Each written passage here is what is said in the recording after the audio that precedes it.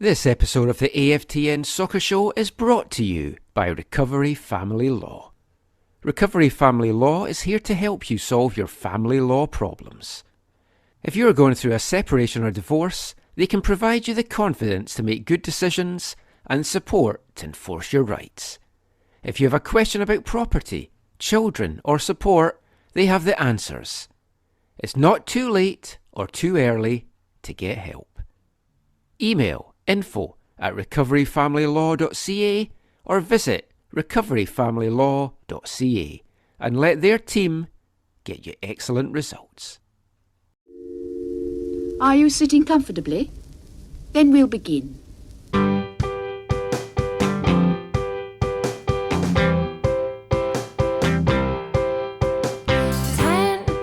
minutes left. Yeah, but there's still some time. It's not the final score. We need more than the numbers we're given. Show us you live and breathe the game. You're more than a name. That's what we came for. We can bring you more than the score. Every story. Let's take this thing off of the field into the real world, away from the numbers, away from the numbers. Welcome back, my friends, to the show that never ends. There's still time. The AFTN Soccer Show, broadcasting on CITR Radio 101.9 FM from the unceded Musqueam territory at the University of beautiful and far too warm British Columbia. I'm Michael McCall. And I'm Felipe Vallejo. And with no Zach this week, he's back out east again. You may have seen he was at the Vancouver Forge game. That's not why he is out east. He's there for a work thing that just luckily coincided with VFC being there.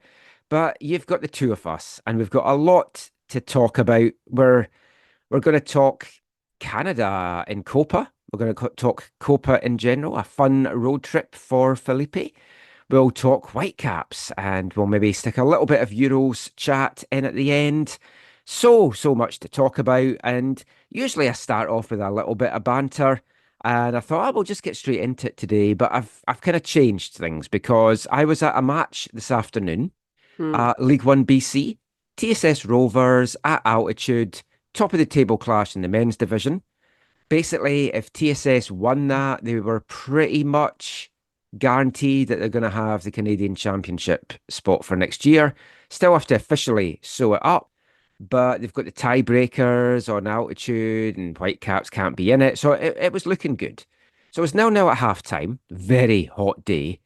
TSS scored at the start of the second half, 1-0, going into stoppage time, and then one of the most sickening injuries I've ever had at a game that I've been at. It was horrible. I was filming because Masoud Habibullah was on a run on goal, and I thought, oh, I'm going to get the second goal here. And I was filming it, and then the altitude keeper comes out, totally cleans out Masoud, red card offence, and he did get sent off. But unfortunately, he also got stretchered off in an ambulance because he broke his leg. And the contact, when you heard it, listener discretion, when you heard it, I thought it was just cleat on cleat. But now I'm thinking it may actually have been a snap that you heard. It was horrible. And at first, we were all appealing for the red card. And then it became very clear that he was not in a good way. And then the altitude captain, Nathan Walters, because the TSS bench were going crazy for the tackle. And he's like, he's broken his leg. And all of a sudden, it's just like, oh, and it's just all silence. But the ambulance, it was quicker than some games I've been at. It was about maybe 15, 20 minutes before it got there. So it was a long stoppage on a very hot day, and he's just on the turf. So not a fun way to start it, but I just want to send all the best wishes to Marshall Herald for a speedy recovery. Came through the Whitecaps system, plays his college football down at Seattle University, was heading down, I believe, tomorrow down to Seattle for the preseason training. Mm. And yeah, wish him all the very best and hopefully full speedy recovery and he's back on the pitch soon. It really clouded what was a great occasion and yeah, just wish him all the very best. But it's football and it's like I believe he may have broken his leg before as well. Oh, So it, really, really feel for the guy. He's such a nice lad as well. And yeah, it's bad enough when you see these on TV because there's been a few recently. But when you're actually at the game and it was pretty much right in front of us, it was like horrid. oh, it must have been brutal. I saw your tweet about it as well, and yeah, I mean, I've been a part of it. I fractured my femur in a soccer game before, and you as somebody that was like the person that was injured, everyone you can see everyone's face is just shock because you don't expect it in a game like that. I can only imagine that breaking your leg like that, it just oh, it must have been brutal. And for him to be writhing around, on a hot day in the pitch, waiting Yeah. 15 minutes for an ambulance, that must have been torture for him because it's brutal having a severe injury like that. And yeah, you're hopefully he has a speedy recovery.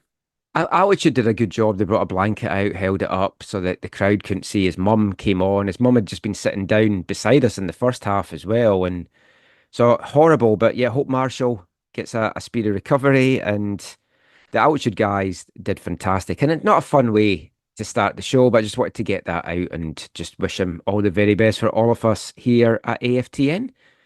And there's no easy way to transition into the football chat from that. So we'll just get straight into it. And in this part, we are talking Copa America. Well, actually, we're talking it in the first two parts, but in this part, in particular, we're talking about Canada. Oh, wow. Now, you're Colombian. You're Hmm. used to your teams getting through group stages, Yeah, getting into knockout rounds. yeah. I'm Scottish. This is an alien concept to me in a big tournament. I know, and we had this discussion last week with Zach about the Gold Cup. I don't have it up at the same kind of level. Apologies to all the Gold Cup lovers. I just don't. So to me, this is a major, major tournament. And to watch my team getting through, because Scotland's never made it out of the group stages at any World Cup or Euros that they've been at. So this Mm. was like phenomenal to watch. I couldn't watch it live because I was commentating on TSS on Friday night. So I was commentating on the game and I had the game on my laptop as well because they both kicked off at the same time, the women's game and the Canada game. And I got to watch the penalties live because the women's game had finished. And when Canada took the lead, it took everything in me not to yell out whilst commentating. Thankfully, there had been a quiet spell in the game and I wasn't saying anything, and I happened to look down and watch it play out live. But where did you take it in? So I watched it upstairs of my house in the living room by myself. Obviously, I was sort of isolated. And so And I will explain watched. why for anyone that doesn't know. It's just not that he's bad at watching football. Yeah, no, it's unfortunately I got perhaps a little gift from my road trip that I was a bit of an unwanted one in getting COVID. Yeah, So I've syphilis been. is COVID, not Oh syphilis. Oh, yeah, no, no, wrong one, wrong one. yeah. But yeah, so I've been dealing with that, feeling a lot better. But on Friday, yeah, I was not feeling great. It was day two of it, so I was basically wrapped in a blanket, trying not to shiver, watching this game, and then the stress of the game it almost sort of helped me because it kind of gave my body adrenaline to sort of fight against the weakness I was feeling to the point where by the end, by the penalties, I was fully standing up, pacing my room. I had renewed energy just out of sheer nervousness and excitement and fear. So I mean, hey, if you're ever feeling really sick and you need a jolt, watch a really intense game like that, and that'll get you off your feet. But yeah, that's where I was watching it just alone in my living room, just losing my mind. It was quite good for me, really, in a way that I had the distraction of calling the game at the same time because Mm. then it wasn't the same nerves. The penalty shootout was hilarious because all around Swan Guard, everyone was watching it. and we were all at different times of when the shootout from our streaming. Oh. So in the press box, Don Andrews was about 2 seconds ahead of me, which was really frustrating, especially when on the misses and the saves. But we were apparently like 5 to 10 seconds ahead of so many other folk in the stadium. So we were like cheering or groaning, and folk are like, "Shut up! We're trying to watch this." Oh, I So hate it it when was that weird. happens. And then when it got down to like the really crucial ones, I went and watched it on Don's device, so we were on the same device. But I mean, it was fantastic. I came home and I watched the game again. A little bit of fast forwarding through bits and then stopping to watch different bits. And then I jotted some notes down on Twitter, just partly for the podcast. So I just kind of wanted to get into some of the thoughts that I've jotted down here. So first of all, the goal. Great goal by Schaffelberg. Great cutback by David. But we have got to give a massive hat tip to Alistair Johnson. His urgency to take that throw in is what led to that goal.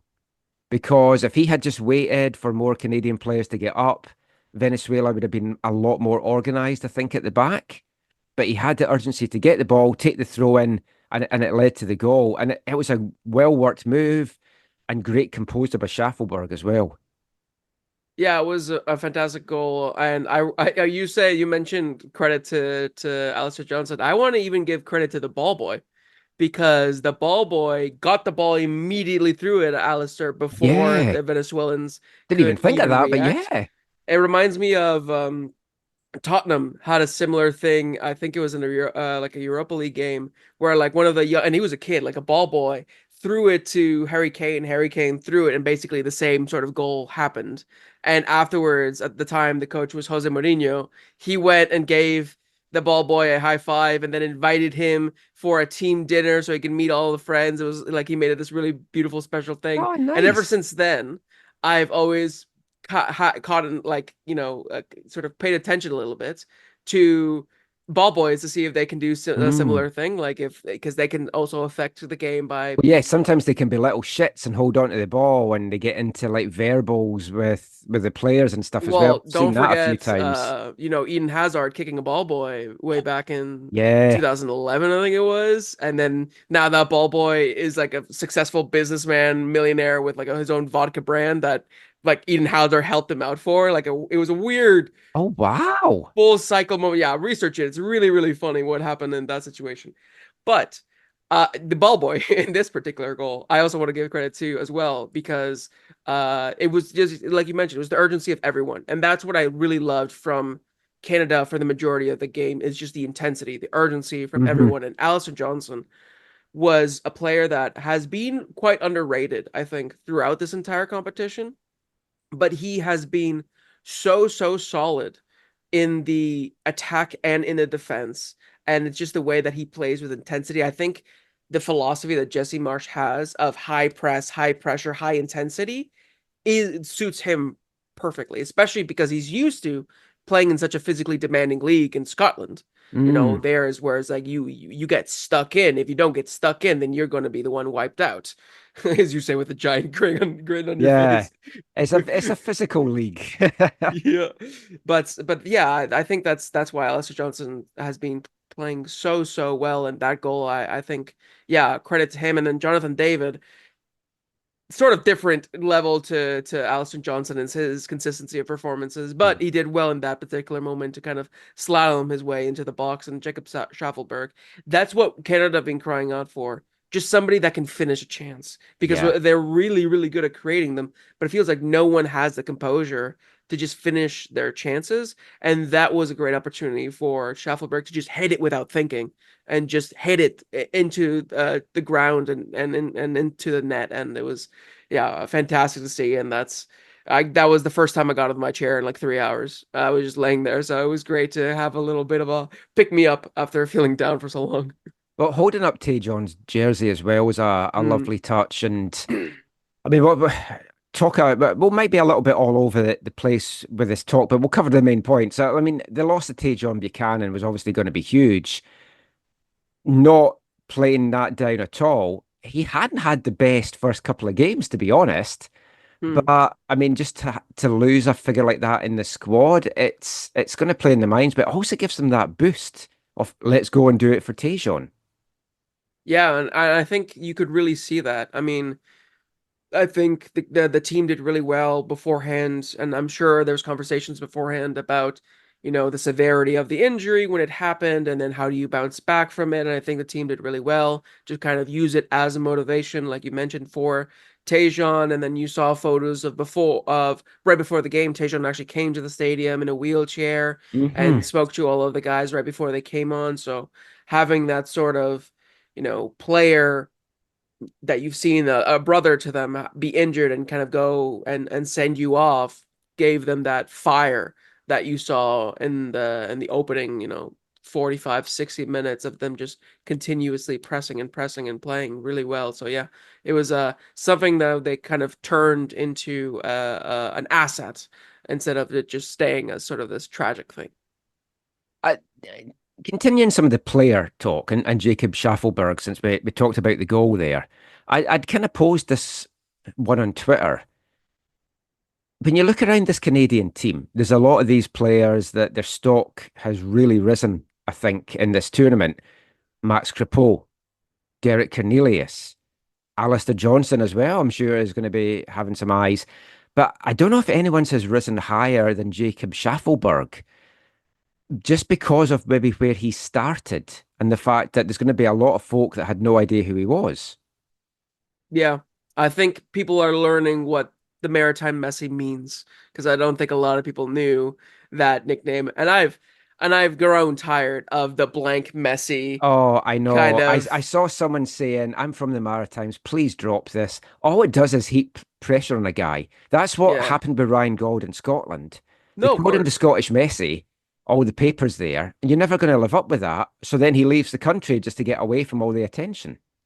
What I do like specifically with Schaffelberg is that because he's not like this young up and coming, like he's not 18, 19 bursting onto the scene.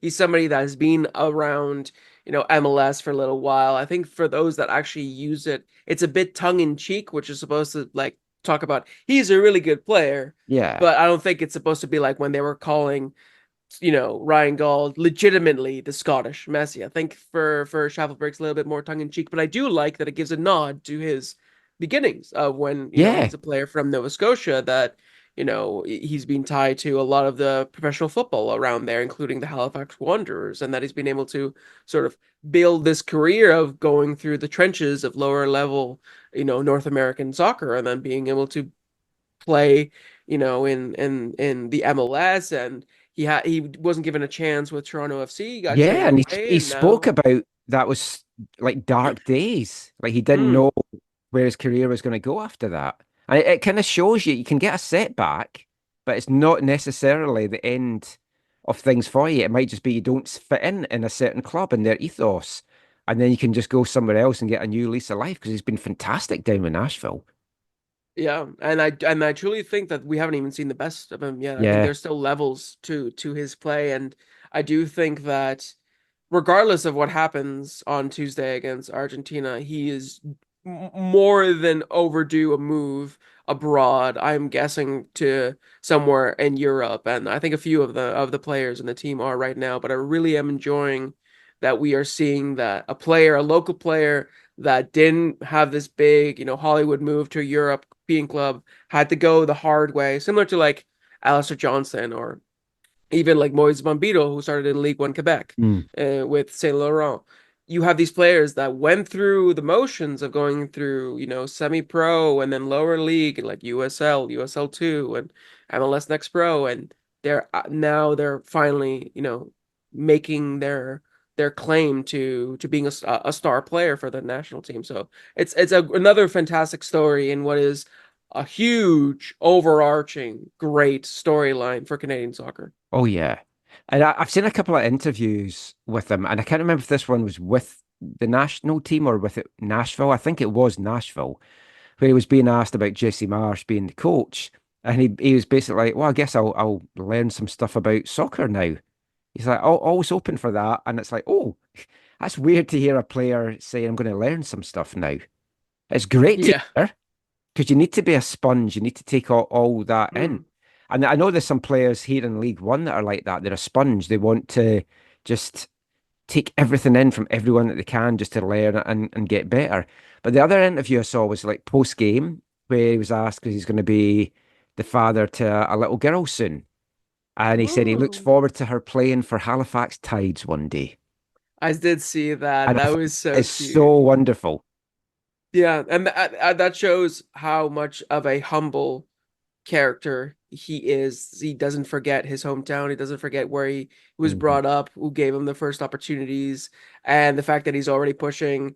No, it's not only just like the Halifax club, but an up and coming Halifax club for the up and coming North American Women's Soccer League, or the Canadian Women's Soccer League, the Northern Super League. That's the one. Oh, Uh, Zach and me have been getting this name wrong constantly. I don't know what it is Okay, about good. it. I'm glad I'm not the only one. The Northern Super League.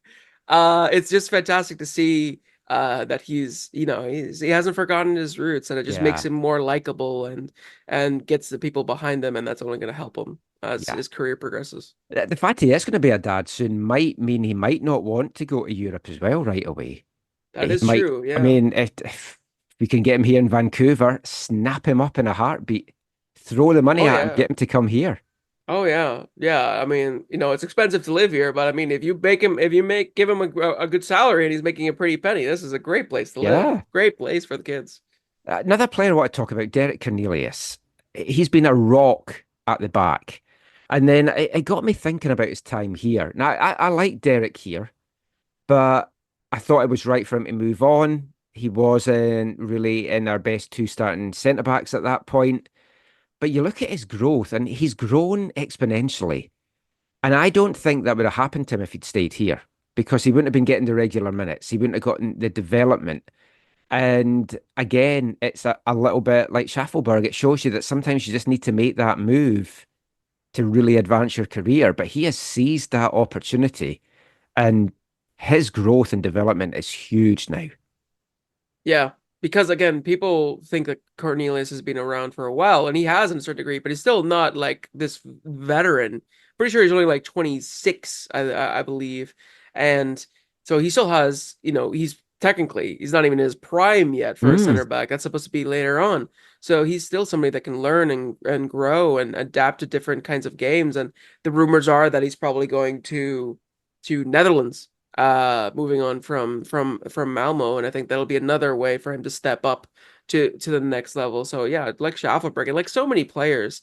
You can even talk about somebody who's not there right now, but like Sam yeah. Adekugbe was the same sort of thing with the Whitecaps. Had to Aha. leave and then make his name somewhere else, and then he came back a better player, a national team player. He sort of scored in the World Cup, forced an own goal, but like a huge moment for him as well.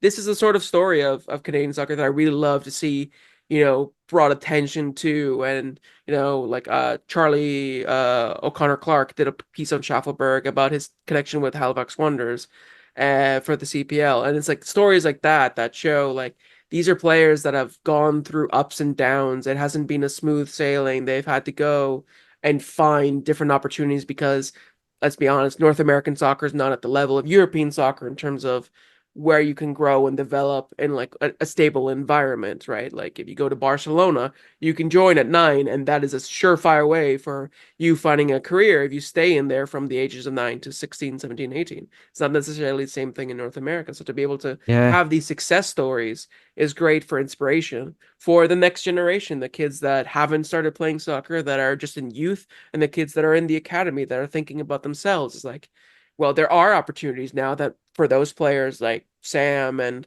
for Derek weren't there before because like the CPL.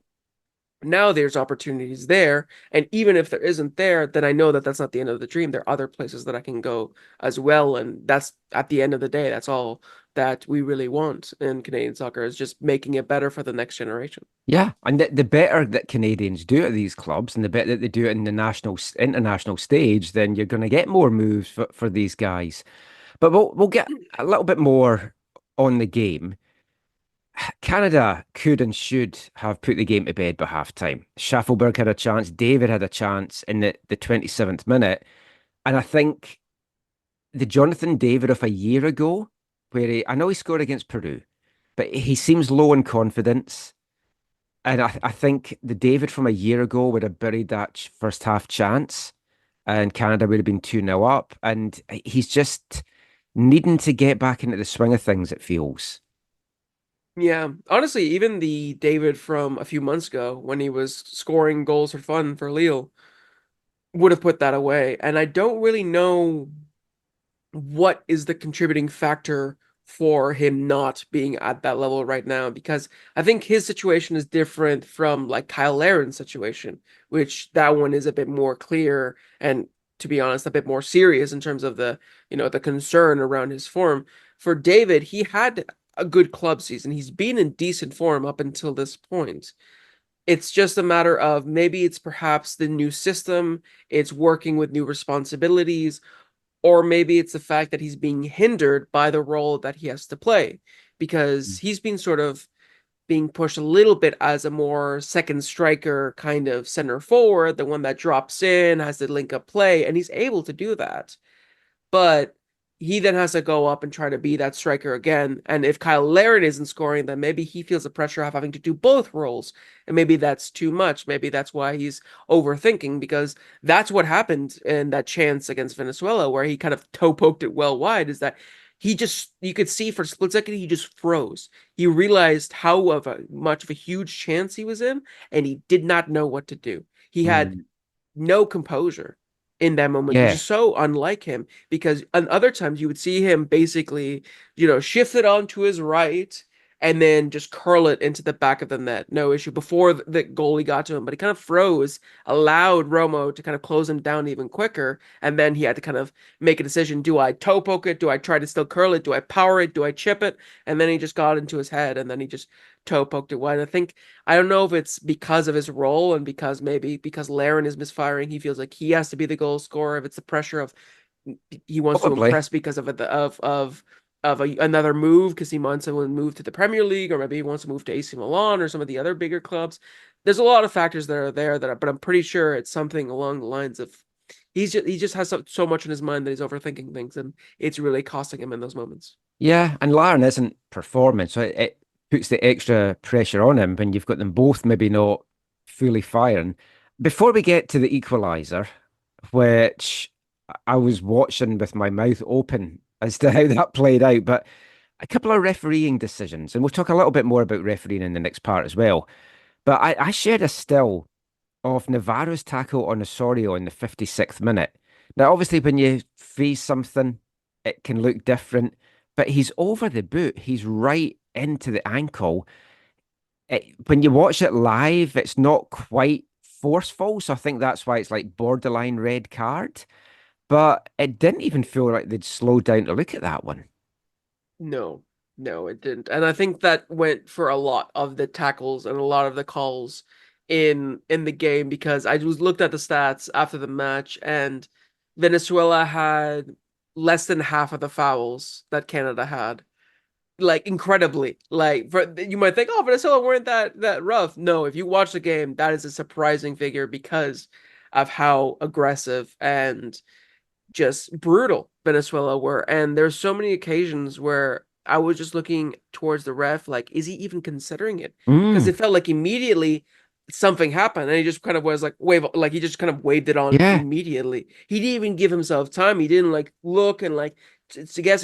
It would just felt like he just was like, play on. You're not dead. Nothing's broken. So just yeah. play on. It Which just was. sometimes I like refs to let things go. I Yeah. said in our show last week, I enjoy watching Copa, but I'm glad I don't have to watch this football all the time. Mm, It drains you, yeah. especially when it's No. going against your team. Then we Yeah. had the most baffling one for me, which I know so many folk have talked about. So just to touch on it, 64th minute, Romo goes over to stop the quick throw by Larn and knocks the ball away and doesn't even get a booking. It's that one more than anything, because I'm used to this sort of officiating Yeah. as someone that watches Copa America, because there's a lot of referees that fully believe in the fact that unless someone is, especially because South Americans, and I saying as a South American, we love to writhe around on the ground. We love to writhe around on the ground and make a bigger deal than things are. So I think referees probably are used to that and probably lean the other way of like, you're likely faking. So unless I can see blood or bone, we're going to play on. And that's, I think, what is the norm, which a lot of Canadian fans are kind of getting used to, having not watched, Copa America maybe this closely Mm, before, is that it's very, very aggressive. It can be a bloodbath. We'll talk about the Uruguay Brazil game and probably in the next part. So it's something that I'm used to, but that one was for me unforgivable yeah, from the referee it's because baffling. the goalie is stopping. For me, that's almost like a dog so. That is denying a clear Oh goal yeah, scoring because Larin quickly opportunity. takes the throw in and he's out of his goal, and you've got a gaping goal. Exactly. So I almost feel like it was worthy of a red card, and but the very least a yellow. At Yeah, least okay, even if he doesn't, what you don't want to call it because it's not technically a foul. You could say it's a handball because he's out of his net and he yeah, smashes the ball. Something you can't allow that to go because then that's a precedent that you set. But the fact that he didn't call a foul, he didn't give him a yellow card, was just stunning for me. And then immediately the fact that the equalizer immediately followed, yes. it burned even more because that goal should have never been allowed to happen. It should have been a free kick for Canada because of that just incredible. I mean, very smart from Romo because he Oh, knew he's yeah, like, oh, I I will screwed give up. him that Yeah, because if he hadn't done that, Canada were very likely to have got a second. exactly. So credit to him for being like, and probably he thought I could get away with it, and he Well, did in the end. yeah, But or just, it's like, well, it's worth getting a booking for this because yeah, sometimes it's those kind of challenges, and we've seen it's it a in some of the games. tactical foul Yeah, sort of it's like, thing. yeah, I'll take a booking for that. It saved the goal. But of course, it then led indirectly to the equalizer. And I was mid conversation or mid comment while I was doing my game as I'm glancing down, and I paused because I was like, what just happened? Now, we've seen Max out of his goal and lobbed before. I don't understand why it took him so long to track back. I partly understand why he was so far out because keepers tend to do that these days.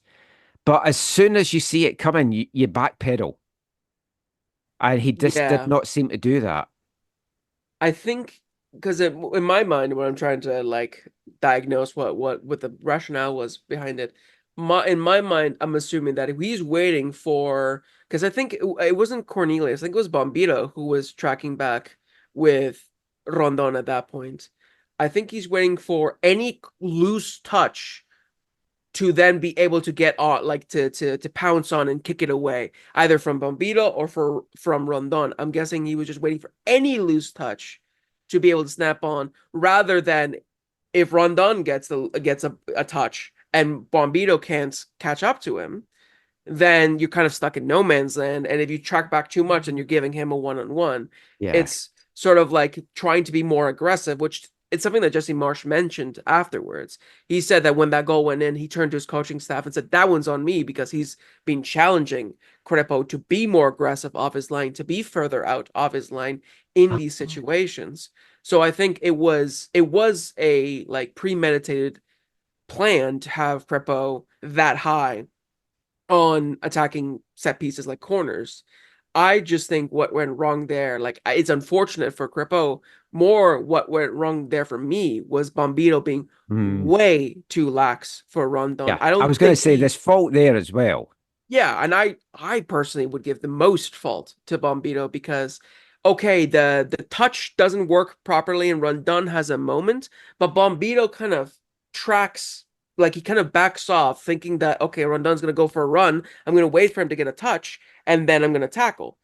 I don't think he was aware that Kripo was so off his line. So when Rondon was winding up for the shot, Bombito didn't move. He still was tracking back. And for me, that I was like, what are you doing? In the moment, even I was just like, huh? And then obviously the shot went off and it was a really well taken shot. But for Yeah. me, in that moment, it was Bombito should have been tighter on him because worst comes to worst, right? If you take the man down and you get a red card, obviously horrible, but at least you don't concede a goal. Hmm. True. So it was sort of like I don't know if he was nervous to make the tackle. That's why he was backing off. He was being conservative, but that was more on Bombito. And people will probably say I'd rather take the goal than a red card, especially given now the circumstances that we've moved on and you want him to start against Argentina. So maybe in the end, his being more conservative was maybe the right move in hindsight. But still, I think it was more on Bombito than Kripo, because that was sort of what Jesse Marsh wanted Kripo Mm. to be doing in that moment. And I mean, Max more than made up for it in the penalty shootout. Hmm. It shouldn't have got to there. I think Canada were the better team. They deserved to win over the 90. Goes to penalties. I was fairly confident. We've seen Max in penalty shootouts. We've seen him save penalties here at BC Place. And I fancied us to get through in it. And we did a couple of big saves, couple of misses as well, poorly taking penalties and stuff. Ice through the veins of Ishmael Coney with that last one as well. Just no emotion, just absolute fantastic. The other thing I want to say about the penalties is the scumbags who shine pointer pens. I don't care if it's my team, any team, whatever, a team that I hate that's getting it done to them. It is so, so bad. And there's no way you can really stop it because trying to work out where it's coming from is too hard. But it's just like crazy. Yeah, I mean again, it's something that I've expected. I've seen a lot in South American soccer. What I was actually surprised and really happy about was that the referee kind of stopped and went to talk Yeah. to Bombito, be like, "Hey, are you okay? Like the lasers are in your eyes. You want to take a second?" I I was really happy about that. But the amount of focus that Moise Bombito had, he didn't even look at the ref. He didn't say anything. Mm. He was locked in, looking at the ball. He didn't care that there was laser in his eyes. He knew what he was doing in that moment. That was like absolute focus. That was ultra instinct from him, and it was fantastic to see him then just dispatch the penalty so coolly, because that's what you need. Like, especially with South Americans, they're going to throw everything at you, every dirty trick in the book to try to put you off. That's what from the goalkeepers to the fans to the players, everybody. That's we love to play dirty, but the fact that he didn't let it affect him whatsoever, like you didn't see an iota of concern or anything, he just did his job, shows of just the mentality monster that he was in that moment. Well, look at the Argentina game in the next part after we talk about some of the other stuff. This is going to be the longest part of all the stuff that we do, to be honest, because it's been the most exciting game. This victory means so much to the country, to the team, to the players, to the program as well, where from what I've been reading, it looks like Canada Soccer is guaranteed at least 8 million for getting to Mm. the final four. And for a federation that is on its knees financially, this is like beyond the wildest expectations. It's also a question I'd kind of like to ask Jesse if we do get the chance to get a chat with him before the game and just a general press conference. I wonder if this has exceeded his wildest expectations. And if he would be honest to say that, he's a pretty honest guy, so I think he probably would. But I don't know if he thought, yeah, we're a top four side with me just taking over. But the influence that he's had on this team, he's got us so better defensively. That's 9 out of 12 halves with clean sheets. Could easily have been 10 out of 12 from the friendlies in these four games. He's just got them playing with a belief, a confidence, a swagger. And although we made a lot under Herdman, I'm not denigrating anything Herdman did. I'd like to point that out as well. We always talked about the golden generation, but I never felt that they'd quite got to that level. Jesse Marsh, in a short period of time, just seems to have done something that has elevated them up a level. Yeah, and I think what Jesse Marsh has done is build on what John Herdman did, because John Herdman sort of brought back that feel good togetherness, that brotherhood aspect to the national team. And now it's sort of evolved because a lot of those veterans, Atiba, Vittoria, Borjan, even Junior, he was supposed to be at the tournament, but he wasn't. They're not here. So he's had to sort of help rekindle that with the leaders that were there from before that have sort of grown into now being leaders, and has given them something that I don't think they really had all that much under Herdman, which is a clear identity, which is Yes. one of the biggest things that I think was one of the biggest reasons why, we brought Jesse Marsch to the Canadian men's national team, is because it wasn't just we didn't want to bring in another good man manager. We wanted somebody who was a good tactician, who had a clear identity. And yes, you can say, Jesse Marsch has failed at different other opportunities because he hasn't been able to perfect his philosophy. Sure, but I think it's a little bit different as a national team level because because you don't have as much time to implement an identity, you can't sort of overcommit it. So you have to just kind of boil it down to your principles. And he's been able to implement these principles of where you can see this high intensity, direct football, this fluidity in how they're playing, while still allowing for these individuals to have their own sense of freedom and their own sense of expression.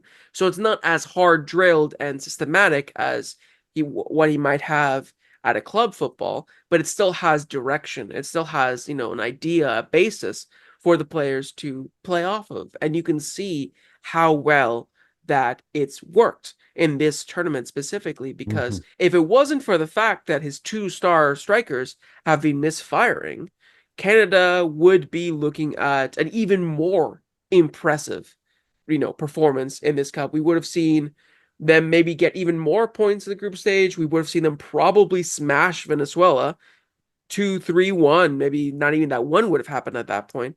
At least more goals there, and it would have been an even more, impressive result overall. So I think it's just the fact that Jesse Marsch has been able to rekindle that brotherhood, that togetherness with this new side, looking towards the future, looking towards 2026, giving them that ability to be like, this is your tournament to prepare for the big one. Show us what it means to be Canadian so that everyone can expect it when it comes here.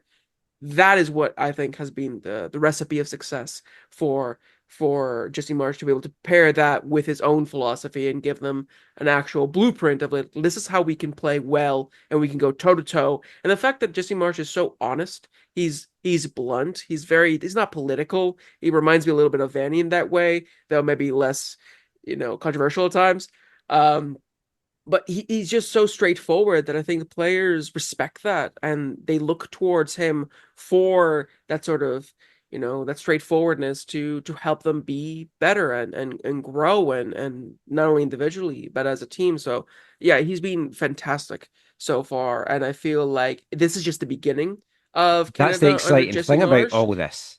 It's just it's so exciting, because as long as progress is not linear, so there might be some Yeah. hills and valleys as time goes, but as long as we're going in the right direction before 2026, we could be looking at a really good team coming into the biggest sporting event that the country has seen for at least 14 years. Fantastic. What he's done so far, a lot to look forward to.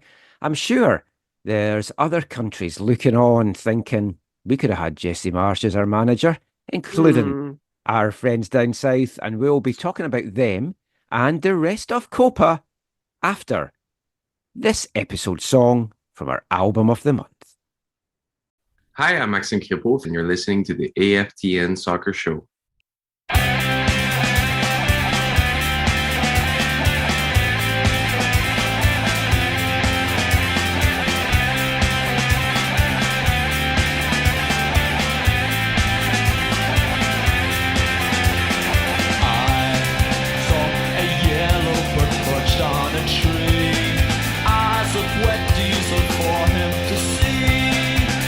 Sat there on his daily routine.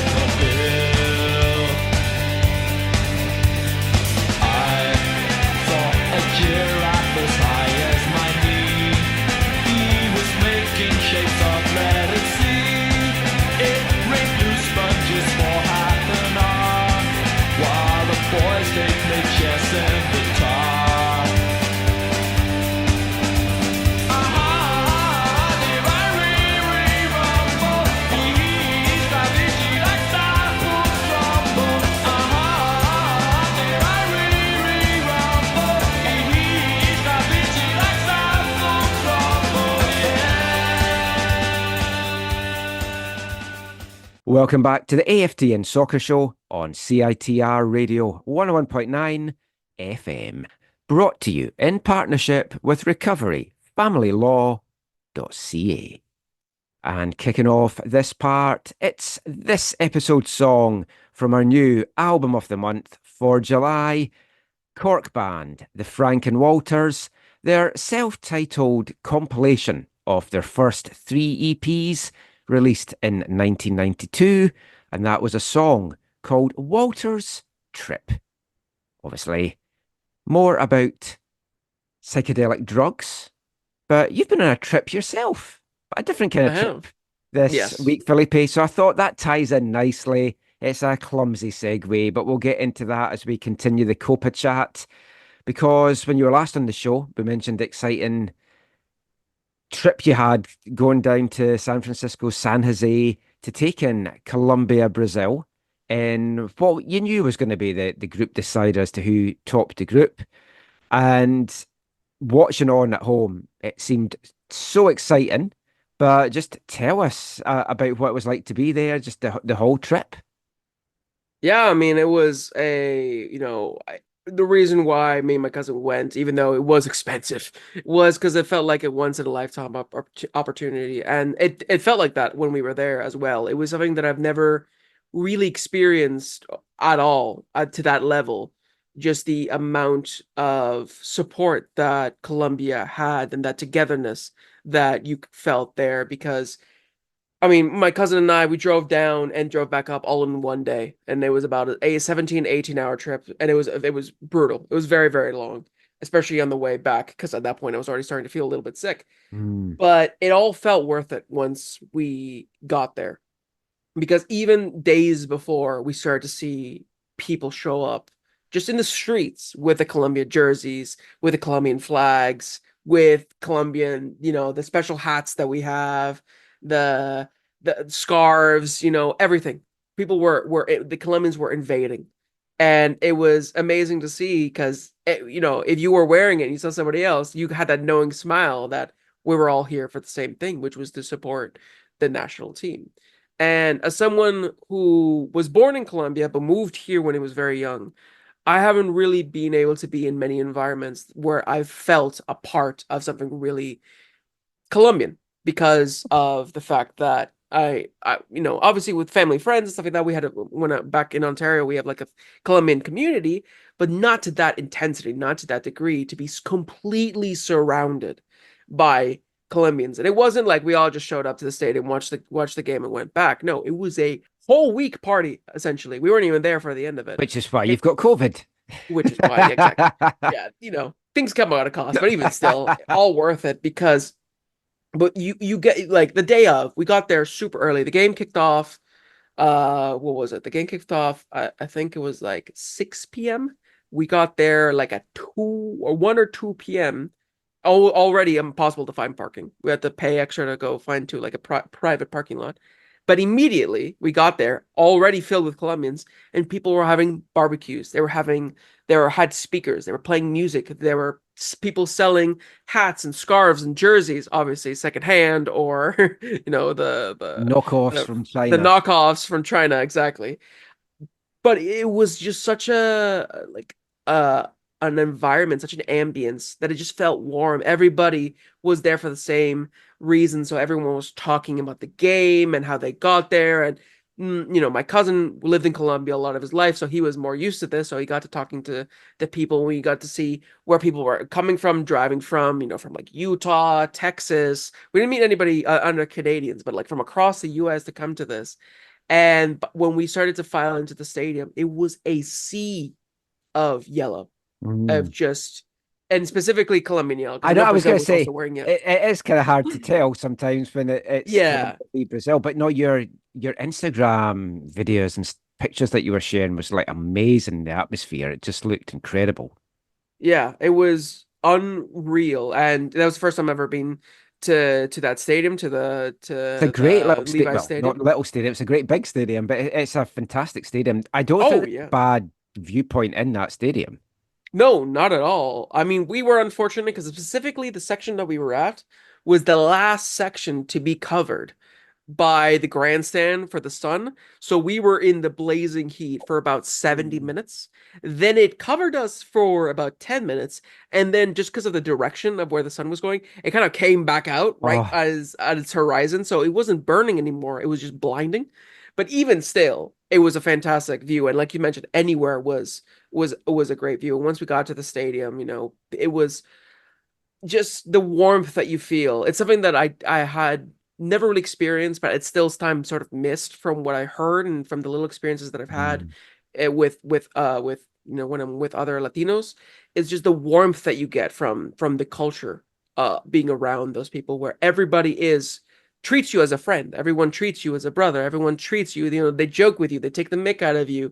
They have that banter. It doesn't matter who you are or where you come from because you're all Colombian at that moment and everyone welcomes you and they celebrate with you. They hug you, they lift you up. It's a surreal experience that for me made it all the better. Not even just the game, it's just everything around it that was so wonderful to be a part of. And then it helped that the game itself was such an exciting Oh, game it as well. was. Yeah. Even though it ended 1-1, I would say arguably, maybe a little biased, that was probably the best game of the group stage Mm. between the two I think sides. you deserved to probably win it as well. I think you just edged it.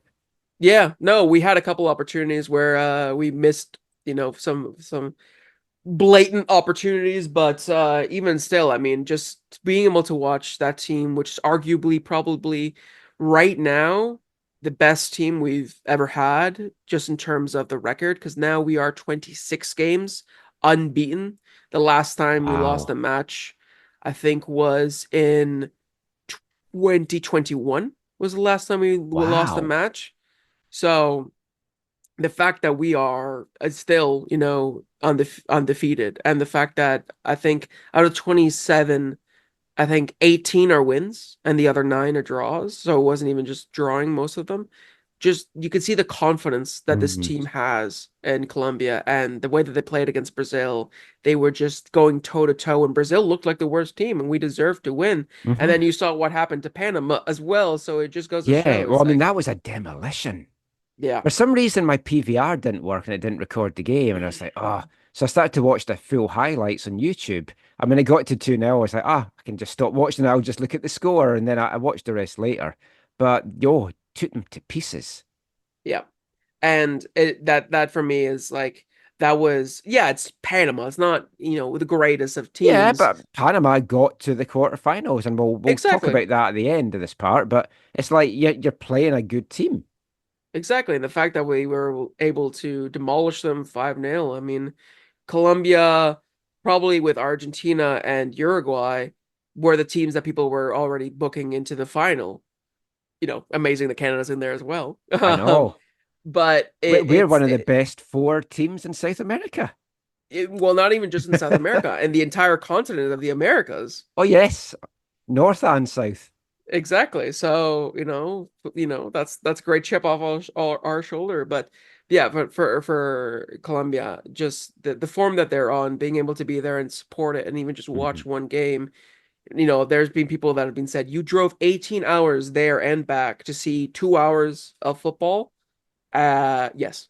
And I would gladly do it again because it wasn't just Yeah. the game, it was the experience overall that was something I'll remember for the rest of my life. I mean, I totally get that. It's something like football people nod and go, "Yep, totally get that." It's like Zach and a few of the Fraser Valley Fanatics drove all the way to Calgary and then back.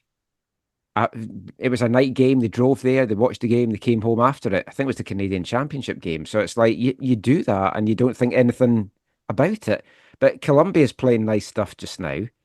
And Brazil didn't look great in the group stages. They haven't looked great in World Cup qualifying. And let's get into the other quarterfinals because we don't need to talk too much about Colombia demolishing Panama. But Uruguay, Brazil, that was a very interesting one. Felt more like a boxing match than a Yeah. football match, I'll be I mean, honest. I've never liked Uruguay. And uh, a lot of that goes back to the 1986 World Cup, where Scotland just had to beat them to get through the group stages, and it ended up 0-0. but Uruguay got a player sent off in the first minute. Oh. They went straight through our guy, and it was a straight red card right away. And for the rest of that game, we were kicked off the park, but more cards. It was just yellows, no more reds came. And we just don't know how to handle the physicality, which, Mm. to Canada's credit, they've handled all the intricacies about this tournament so well. The play acting, like even in the Venezuela game, I think we slowed it down well. We went down a little bit with injuries. Whether they were legit or not, I don't know, but we slowed the game down. We broke the game up. We did all the things that we need to do at this level. And obviously, they'll have learned some stuff in CONCACAF, but it's a whole different animal in CONMEBOL. And that Uruguay Brazil game, wasn't the best game of football. I'm so disappointed Uruguay went through. I'm not a huge Brazil fan, but it just, for the sake of the game, it was horrible that they went through. Yeah, it was sort of like a lesser of two evils in that situation. I know personally for me, I wanted Uruguay to go through because I feel more confidence for Colombia to beat Uruguay, even though they're the better team, because it just historically we've been better at it than Brazil. Brazil have always been sort of our bogey team for Colombia. Like even in 2014 World Cup, that's the team that we lost against in the quarterfinal. We lost, and that was when we got an own goal, a goal chalked off for an invisible offside that wasn't an offside. Which is funny because that everyone was talking about it at the game against Brazil. Was referencing that a player called Mario Yepes scored, and every sign said it was a goal from Yepes, even though it was 10 years ago. Like we Well, it's hold like the grudges. So Canadian fans always going about Atiba was onside going back to the 2000 Gold Cup. yeah, yep. So people will understand there. But yeah, no, I think I wanted personally Uruguay to win. But yeah, both teams they felt like they were trying to win by brutality rather Hmm. than by trying to play football. And that was surprising for me for specifically Uruguay and Brazil because I would have expected that out of a team like Chile, Peru. That is a game that I would expect a sort of bloodbath because they're teams that are very, very physical. But Brazil and Uruguay, Brazil try to keep that Joga Bonito spirit going. They try to do, the dribbling, the quick passing and stuff like that. Uruguay are with Bielsa. Bielsa's very fluid, very attacking, aggressive man marking. So you expect a proper game of football between the two of them. But it just turned into a bloodbath. It turned Yeah. into stoppages at every 3 minutes, 4 minutes, people players going down, Sending cards being off dished was out. a horrible tackle. And Oh yeah. it was kind of similar to Navarro's on Osorio, but had a lot more force to it. But yeah, I'm surprised it was just the one. And then when it went to penalties, it's obviously just a lottery after that. It's definitely not the Brazil of old. This generation's just not at the generation that I grew up watching in like the 80s and even into the 70s as well. So I mean that was an interesting quarterfinal. Then you had Argentina, Ecuador kicking everything off. And I think Ecuador showed that Canada should go into this game on Tuesday with no fear Yeah. because that's a vulnerable Argentina team. If you have the right game plan and you defend perfectly, because you have to defend perfectly, you're in with a chance of hitting them on the counter because they are susceptible at the back. And Ecuador could have won it in stoppage time. Yes. Yeah.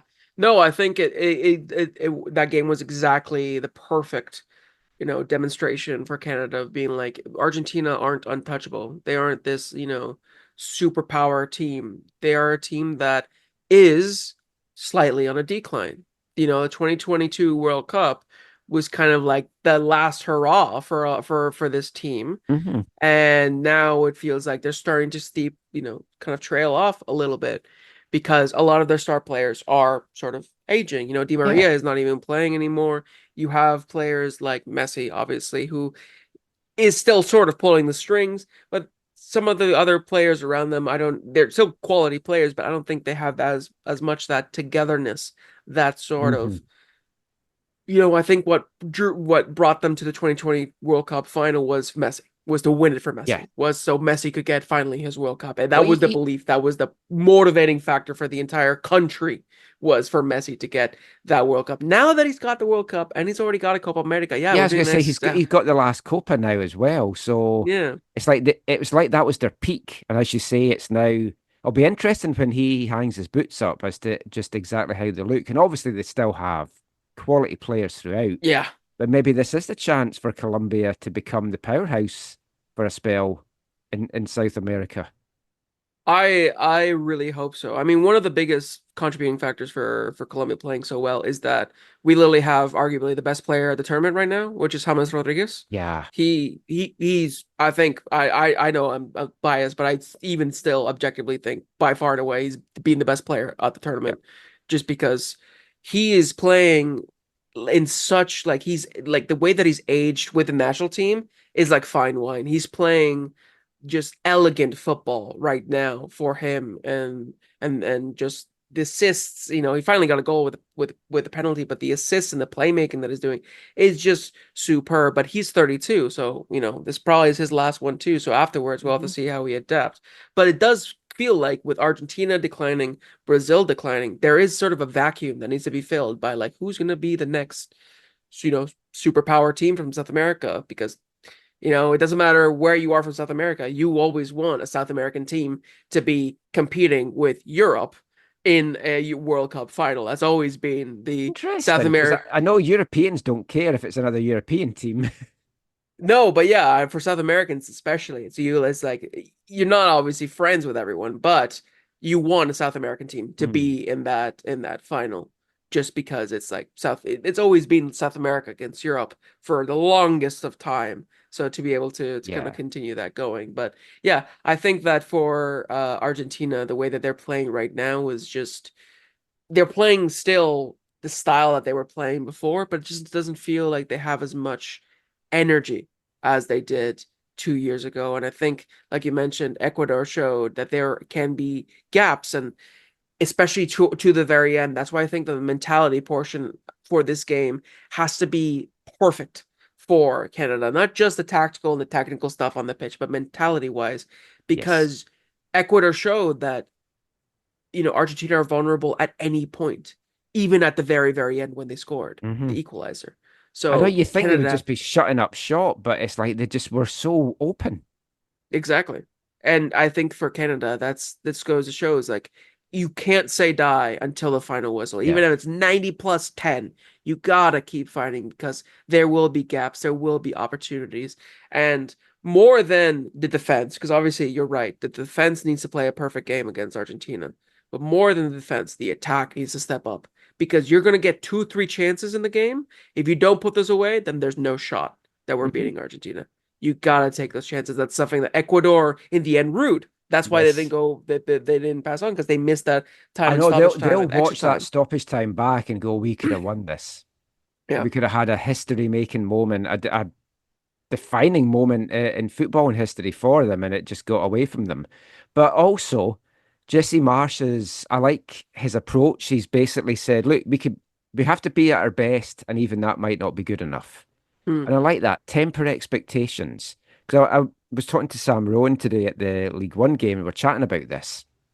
And I mentioned to him, you read the Voyagers Facebook pages, and it's like there's some fans in Fantasyland. They've got two. It's like, oh, we should be able to do this and win this, and it's like we are punching way above our weight just now. Just Yeah. enjoy this ride, and then hopefully Jesse Marsh has 2 years to get this going up even more.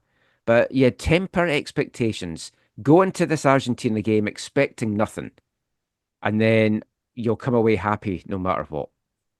And I think that suits Canada perfectly, because, as opposed to Argentina that have the pressure of defending champions, and this is probably the last Copa America that Messi will play. Who knows if he'll even play for 2026. Canada have nothing to lose and everything to gain Yeah. on Tuesday. Yeah, and Because Argentina's if got everything to lose and nothing to gain. Yeah, exactly. And because for Canada, you look at it, it's like, okay, you lose against Argentina in the semifinals. You made it to the semifinals. You still get to go to the Yeah, bronze medal match. You you've still got get to two play. games. You're playing 6 games at Copa, which I don't think anyone in their wildest dreams imagined. I can't wait to Exactly. chat to Ali when he comes back about his whole experience there as well. Oh, It was that'll be a fun fantastic to story. see him get on, and I Mhm. so hoped he was going to take the winning penalty, but maybe not put all that pressure on him just yet. Yeah, no, maybe for 2026, Yeah, maybe for 2026. But I yeah, that's fantastic to be able to have Canada at this stage, and no matter what happens, it's a victory. That's why I Mhm. feel like they just gotta go in fearless because it doesn't matter as long as you give your 110%. It doesn't matter what the result is. You've already done this country proud. yeah, and that's how they have to look at it. Couple of quick things. I'm curious for your thoughts on this. Last week on the show, we talked about my worries a little bit with regards to the empty seats for some of the games with a view to 2026. My new worry for 2026 is we're going to have some of these horrendous camera angles. Yeah, What is going on with the cameras? Is it because they're I in NFL stadiums and they've got all the fancy flying things, or oh, there's been some absolute horrendous camera work. I think was it the US game against Uruguay where it looked like I think it it was so was. pitched up that it and so far back that it looked like a video game rather Yeah.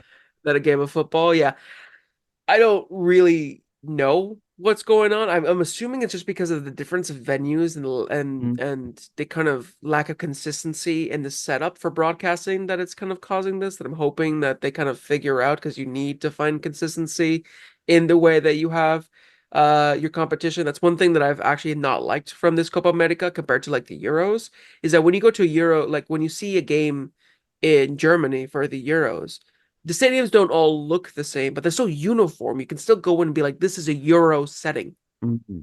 While for Copa, you see the advertisement board for Copa, but aside from that, it looks like they didn't really put any effort to try to make it more of like, this is a Yeah. Copa game. It just kind of feels like, oh yeah, this is a game, and it happens to be a Copa America game. And the And stadiums so are there's so different. They're not, there's only a couple that are actual soccer stadiums. Exactly. So there's a lack of uniformity, a lack of consistency that kind of takes away a little bit from the Copa America being in the US. Hopefully it's something that they can address because that's something that it's little details, but it will kind of polish the idea of a World Cup being in North America because a lot of people aren't happy Hmm. that the World Cup is in North Oh, yeah. America and not in Europe or South America or even Africa or Asia. The fact that it's in North America, which is seen as sort of like the littlest brother out of all of the continents in term for soccer. So they need to really give a good account for themselves and polish these little things up to show that they're a legitimate footballing nation continent and this doesn't help with the random ass camera angles all over the place. For penalty shootouts, because the in thing at the moment seems to be the camera behind the shooter. Hmm. I actually really enjoy it, but a lot of my friends in Scotland are not. Really? Mm. I Do they just prefer think the it, side profile view yeah, better? I think it's way better from behind the shooter. You're seeing everything. Yeah, no, I would think the same. I don't know how Yeah. somebody could complain about it because you get to see like the minute details that you might miss by having the kind of profile angle of Yeah. like how much space there really is, how much the goalie might have missed the ball from, everything. Like you get the perfect vision of it. That's so odd. I know. I was just curious if I thought, am I out of whack here? But no, it's obviously my friends that are weird. We touched on the referee, and we don't need to talk too much more about that. But it's the inconsistency has been incredible. I saw a Mm. thing on Facebook today where they had worked out how many minutes per yellow card for each team, and the top three teams. I can't remember the exact order, but it was like Mexico, US, Canada, or Mexico, Canada, US are at the top for having a yellow card for the least amount of minutes played, whereas Uruguay's at the bottom. They seem to go a very long way without getting yellow cards. And then you see how they actually play, and Yeah, you're like, and you huh? watch the games and you're like, I don't understand this. I don't know, obviously, conspiracy theory, tinfoil hat on. It's like you've got to think that the powers that be don't want CONMEBOL embarrassed by CONCACAF. Yeah, I mean, personally, for me, again, this is coming from just what I've seen as somebody who is Latino and from South America, is that there's a general sentiment of like, oh, the North Americans, specifically the United States, Yeah. but you kind of lump everybody together, especially Mexico, because there's beef between Mexico and South American countries as well, Mm. and then Canada, you kind of lump with the United States, unfortunately. So there is kind of like a discordance between South American countries and the North American countries. So again, I'm not saying that I'm not questioning the integrity of the referees, but I wouldn't be surprised if there's sort of like a general bias of kind of like, oh, the North Americans they're not used to the way we play. Let's show them how we Hmm. play. Let's show them why they can't just walk in here and waltz to the final. Let's show them what it is to play South American, football. If you want so badly to be a part of it, then come be a part of it. It feels like that could probably a sentiment from the players, maybe from the coaches, and maybe even from the referees in terms of being like, this is how we play. I'm not going to call every little foul on you. This is how we play. Man up. Well, That might be a sentiment. I don't know if you've heard of the American journalist John Arnold. He's quite a respected, long-time soccer journalist. So I subscribed to his newsletter, Hmm. and one dropped in my mailbox this morning, and the headline of it was, "Has CONCACAF embarrassed itself at Copa?"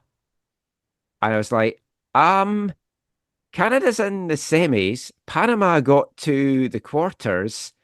I think you're thinking, have America and Mexico embarrassed themselves? Don't lump all of CONCACAF. You couldn't have expected much from Costa Rica and Jamaica, but it's like, do not lump Panama and Canada in with the whole region has embarrassed themselves, because they have not. Yeah, And I think it's that's we've just seen this though since America, like the American meltdown has been fantastic to watch. yeah, And it's been a treat. I was explaining to Sam today, because you've seen all the American commentators and pundits and everything, and folk in Canada are like, how can you be so arrogant? And you're hating them. And I've said, this is what it's like in the UK with the English commentators, which is why Scotland hates England so much. I don't hate Hmm. English people. There's folk in the English team I like. I support English teams, but it's the way that the pundits and the commentators are that make so many Scottish fans hate the England national team, because there's a sense of entitlement. Oh, we should be doing that. Clint Dempsey the other day, you see Canada doing this. This should be the US. Well, you had a chance to do it and you didn't. Hmm. Yeah. So don't just shit on Canada. Like, praise us, or just don't mention us at all. We don't care either way. But it's like, it's unbelievable. Carly Lloyd as well. I know Oh, what she was trying to say, but it just came out horrible. And then she's blocked everyone that's challenged her on Twitter and stuff. But you shouldn't be embarrassed because Canada's done well and you haven't. You should be looking at why you didn't do well. yeah. Now, America's dropped in the rankings. They're down 5 in the live rankings Ooh. from 11 to 16. Mexico's down 3 to 17. Panama's gone up 10 spots to 35. And Canada have gone up 6 places to 43. Partly because Venezuela was below them in the rankings, so it's not as heavily weighted to Hmm. begin with. And I know you take all these with a pinch of salt, but I think America needs to have a big look at themselves. Did they honestly expect they were just going to walk into this tournament, get to the semis, and have it all their own way? They were in an inflated position in the rankings, and they've not been playing good stuff for ages. And I'm pretty sure there is a number of folk there looking at that team and thinking, I wish we had Jesse Marsh as our head coach. And they could have Oh, had him. for sure. Yeah, and I think that, and I remember Jesse Marsh was asked about it, and he was like, Yeah. "Yeah, no, I'm disappointed and everything, but I could almost like I wish I could have seen it in real life and seen the glint in his eyes because I know that there's a little part of him be like that is happy because it's like you passed me. You passed on me. You didn't trust me. You didn't think I was good enough. Now look what I've done with Canada, Mhm. which in your eyes, in the American eyes, is a lesser team, and look how far we've come Yeah. in a potentially in a more difficult group overall. So I feel like for Jesse Marsh, it kind of has a little bit of, there's a little bit of redemption in the fact that the U.S. Well, he'll be failed so out. up for the games with the States as well because he's going to want to prove himself against them. And like I'm saying, they need to like have a look into themselves. I hope they don't. I hope they keep going the way that they're going because they are going to crash and burn at the World Cup. And like Mexico and America crashing out early, it's obviously terrible for TV ratings and probably crowds and stuff like that as well. But the tournament for me is better for it. It's a lot more exciting. But yeah, it's been fun to watch. Could they come knocking on the door and try and poach Jesse Marsh? I'm pretty sure he wouldn't go. But what do you think about all the clamour for Jurgen Klopp to come? Yeah, I think that's another thing of American delusion. I'll be Mm. honest. It's because, and I think some people are aware of that. Some American fans are like, "There's no way we're going for Jurgen Klopp." Or people are talking about like Jose Mourinho, or like they were talking about like these level of like top levels. Like, look at all the free managers. It's like, yeah, but who do you think you are, Real Madrid? You just don't get your pick of the lot. You got No, to be and you're going to realistic have to about it. pony up a lot of money. Now, obviously, there Yeah. is money in the organisation and elsewhere, but But Berhalter literally just got his contract. Like yeah, what? they'll have Like to pay him out. yeah, there's a huge severance pay that they're gonna have to pay Yeah, for him. So it's not like they can just throw money at the next person too. You got to think like there's whispers that Steve Cherundolo might be like is the name right now is being thrown around as potentially the manager, and already people are hating it because he's like, no, not another MLS manager. Again, I think a lot of people are inflating with a level of the U.S. It's like yes, a lot of the players are good players in Europe. But just because a coach comes from the MLS or there are players from the MLS doesn't mean that you're making your team worse, which I think that's something that a lot of US fans suffer from. And yeah, don't get me wrong, Greg Berhalter is not a fantastic coach and has shown that he's not really that great of a coach, specifically at the national team level. Maybe at this point, it's probably time for him to go. But at the same time, it's like you look at the way that Canada went with a ballsy move there with Jesse hmm Marsh, and they had to find other means of being able to get him across. And I think Jesse Marsh is not it's not Carlo Ancelotti, which again a lot of Canadian fans are waiting for. yeah, I I know think that that was like pie in the sky stuff. exactly, He but likes I feel Vancouver. His wife's from yeah, here. I feel like the US fans need to have that sort of level expectations. Like we can find better, but we probably are not there to find the best. We Hmm. can just find better. And I think that's where US will like the federation will probably get to. I mean, hopefully for them, not hopefully for us. I hope that like they just continue like this so Yeah, Canada can keep shining. yeah. If But Jesse it Marsh does is it for Canada, their heads will explode. It's fantastic. exactly. And for me, it's more of seeing the bubble pop. That's what Mm. I love, seeing the delusion bubble pop. Because you saw like Alexi Lalas's prediction put Oh, the U.S. in the final. They didn't yes. make it out of the group stage. That's just Yeah. perfect. That's chef's kiss. That That's that just sums it all up, basically. yeah, exactly. Well, good luck to Canada. Good luck to Colombia. If they end up facing off against each other, maybe we'll have to bring out a special podcast. I think it's going to be Colombia, Argentina in the final. But hey, stranger things have happened. Yeah. That is it for our Copa chat. We are going to turn our attention to the domestic scene next as we talk Whitecaps in the next two parts. And we're going to look at the latest result up in Montreal, over in Montreal, however you want to look at it. And we'll chat about that after we take you back to 1974. Hi, I'm Vanni Sartini, and you're listening to the AFTN Soccer Show.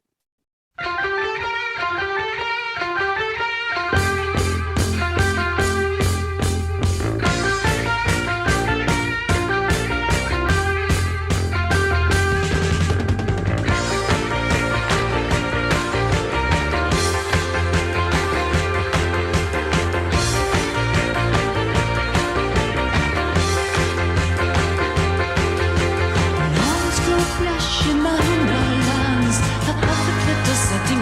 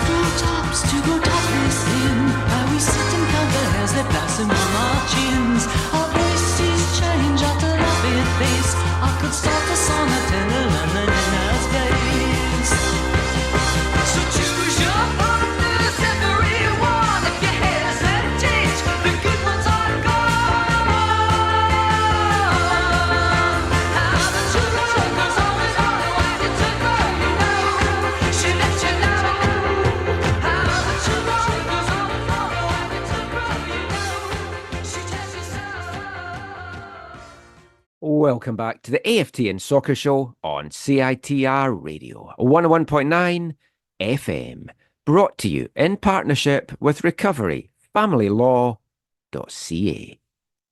And we've taken you all the way back to 1974 to kick off this part, and it's a song we've actually played in the show before from former Artist of the Month Sparks. And you can never have too many Sparks songs in the show, especially their fantastic ones from their album Kimono My House. That was the second single to be taken from it. It peaked at number 7 in the UK charts, and that was Amateur Hour, that entered those very same UK charts 50 years ago this week. And this week in Whitecaps land, 1974, taken in the period from Monday, July the 8th to Sunday, July 14th. It was a 2-game week for the Whitecaps, but thankfully not 2 back-to-back days of matches as we've seen before. Now, they kicked things off on Wednesday, July 10th by travelling to St. Louis, Missouri, where of course they will be going next weekend, conveniently enough. 50 years ago, it was to Bush Memorial Stadium, and it was a rematch of the game from July 7th that we covered in last week's show. That was a 1-1 draw over the 90 minutes with the Whitecaps winning the penalty shootout. This time, it was the reverse. It was a 1-1 draw after the 90 minutes. Glenn Johnson putting the Whitecaps ahead 6 minutes in before Jim Bokern tied things up just 2 minutes later. But this time, St. Louis were to run out the victors in the penalty shootout in front of 9,990 fans.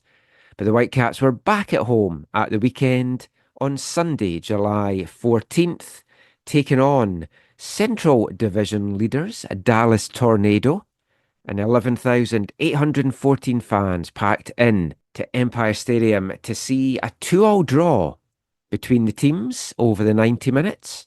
Before the Whitecaps triumphed 4-3 in the penalty shootout to send all the fans home happy with just 4 matches of the NASL season to go. Whitecaps scored first in this one through Brian Gant. Elijah Mitic had tied things up for Dallas before Bobby Lenarduzzi put the Whitecaps back ahead. And then St. Louis's newest signing, Federico Garcia, tied things up at Empire, sending the game to penalties. And it was Sam Lenarduzzi who hit the vital spot kick, giving 6 crucial points to the Whitecaps in the NASL standings. And that was This Week in Whitecaps Land, 1974. So from the past right up to the present and the modern day Whitecaps, it's been a good week for them.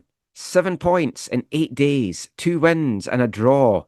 4 points taken on this grueling road trip so far. 3 Minnesota midweek, 1 against Montreal on Saturday. Has to be maybe an element of disappointment that not all 6 were taken from these 2 games. I think they definitely deserve to. Now, I gave my thoughts on the Minnesota game on the extra podcast that we brought out on Friday. If you're not a subscriber yet, $30 a year, $3 a month. Check aftn.ca. You can find out how to subscribe to that. But before we get on to Montreal, Felipe, what were your thoughts on that victory in Minnesota? Well, I didn't get to watch too much of that game, actually, because that was on the way back from my trip. I did get to tune in for a little bit while I had service, because I think when the game was going on, we were going through like some dead patches on the border between Oregon and California. Oh, yeah, up like Medford Way and stuff. You're in mountains. Exactly. Yeah. Exactly. Just mountains and like little areas where it's like, do I even have some signal? But I did manage to watch some of it, and it felt like the first half was quite good. And then I didn't get to see much of the second half, but I did hear from social media and from people that I've talked to that even though the Whitecaps scored a goal, well, really good goal. I saw the replay from Sebastian Berhalter. It was against the run of play. And while the Whitecaps had a good start and a good middle, sort of, after the 30th minute, it kind of felt like it was mostly Minnesota. And then the Whitecaps had it was a little kind of bit like of a resurgence. reverse St. Louis game. from the weekend before, where the visitors got out strong and then the Whitecaps fought back. This time the Whitecaps, as the visitors, got out strong and then they allowed Minnesota back into it with basically 5 minutes of madness that could have cost them. I think they deserved the victory in the end.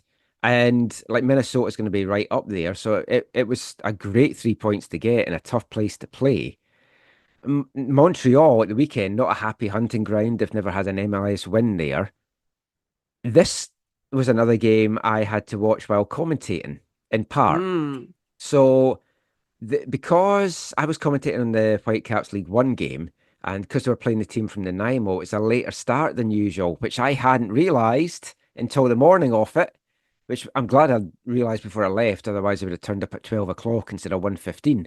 But it meant I had to watch the first half whilst commentating on the second half of the men's game, which was a bit tricky to do again. And then I listened to about 15, 20 minutes of the second half in the car driving home, and then I got to watch the rest play out. And then watched it back and stuff, but it was very much a game of two halves. Whitecaps much better in the first half. Montreal took it to the Whitecaps a bit in the second half. An unfortunate goal to give up in the end, but I mean, going there, a long, grueling trip, hot conditions, getting a point from the two games, not too bad. No, I think when you have all things considered, thinking about the fact that Whitecaps have played in 3 different time zones in the span of a week, kind of Oh, no, I shows hadn't that. even thought of that. Yeah. Yeah, with the home game, then Minnesota, and Montreal have 3 different time zones there. So it's a grueling, trip overall. I think that the fact that they went undefeated and they managed to get 7 points. I think before even the run started, given how the form that the Whitecaps were in, I think anybody would have been your handoff if Oh, if yeah. you just offered 7 points from these 3 games. So I think overall you can be quite happy from it. But yeah, there's obviously there's a little bit of regret in this specific match with Montreal because it felt like we could have won it in the first half, at least scored Yeah. more goals in the first half. There was the White had an opportunity right at the end of the first half to make it 2, and he was just a second behind the ball from Ryan Gauld. Obviously Shopfy had that chance that was denied right off the line. I mean, what that would have done for him as well, I think confidence coming after the sending off in Portland.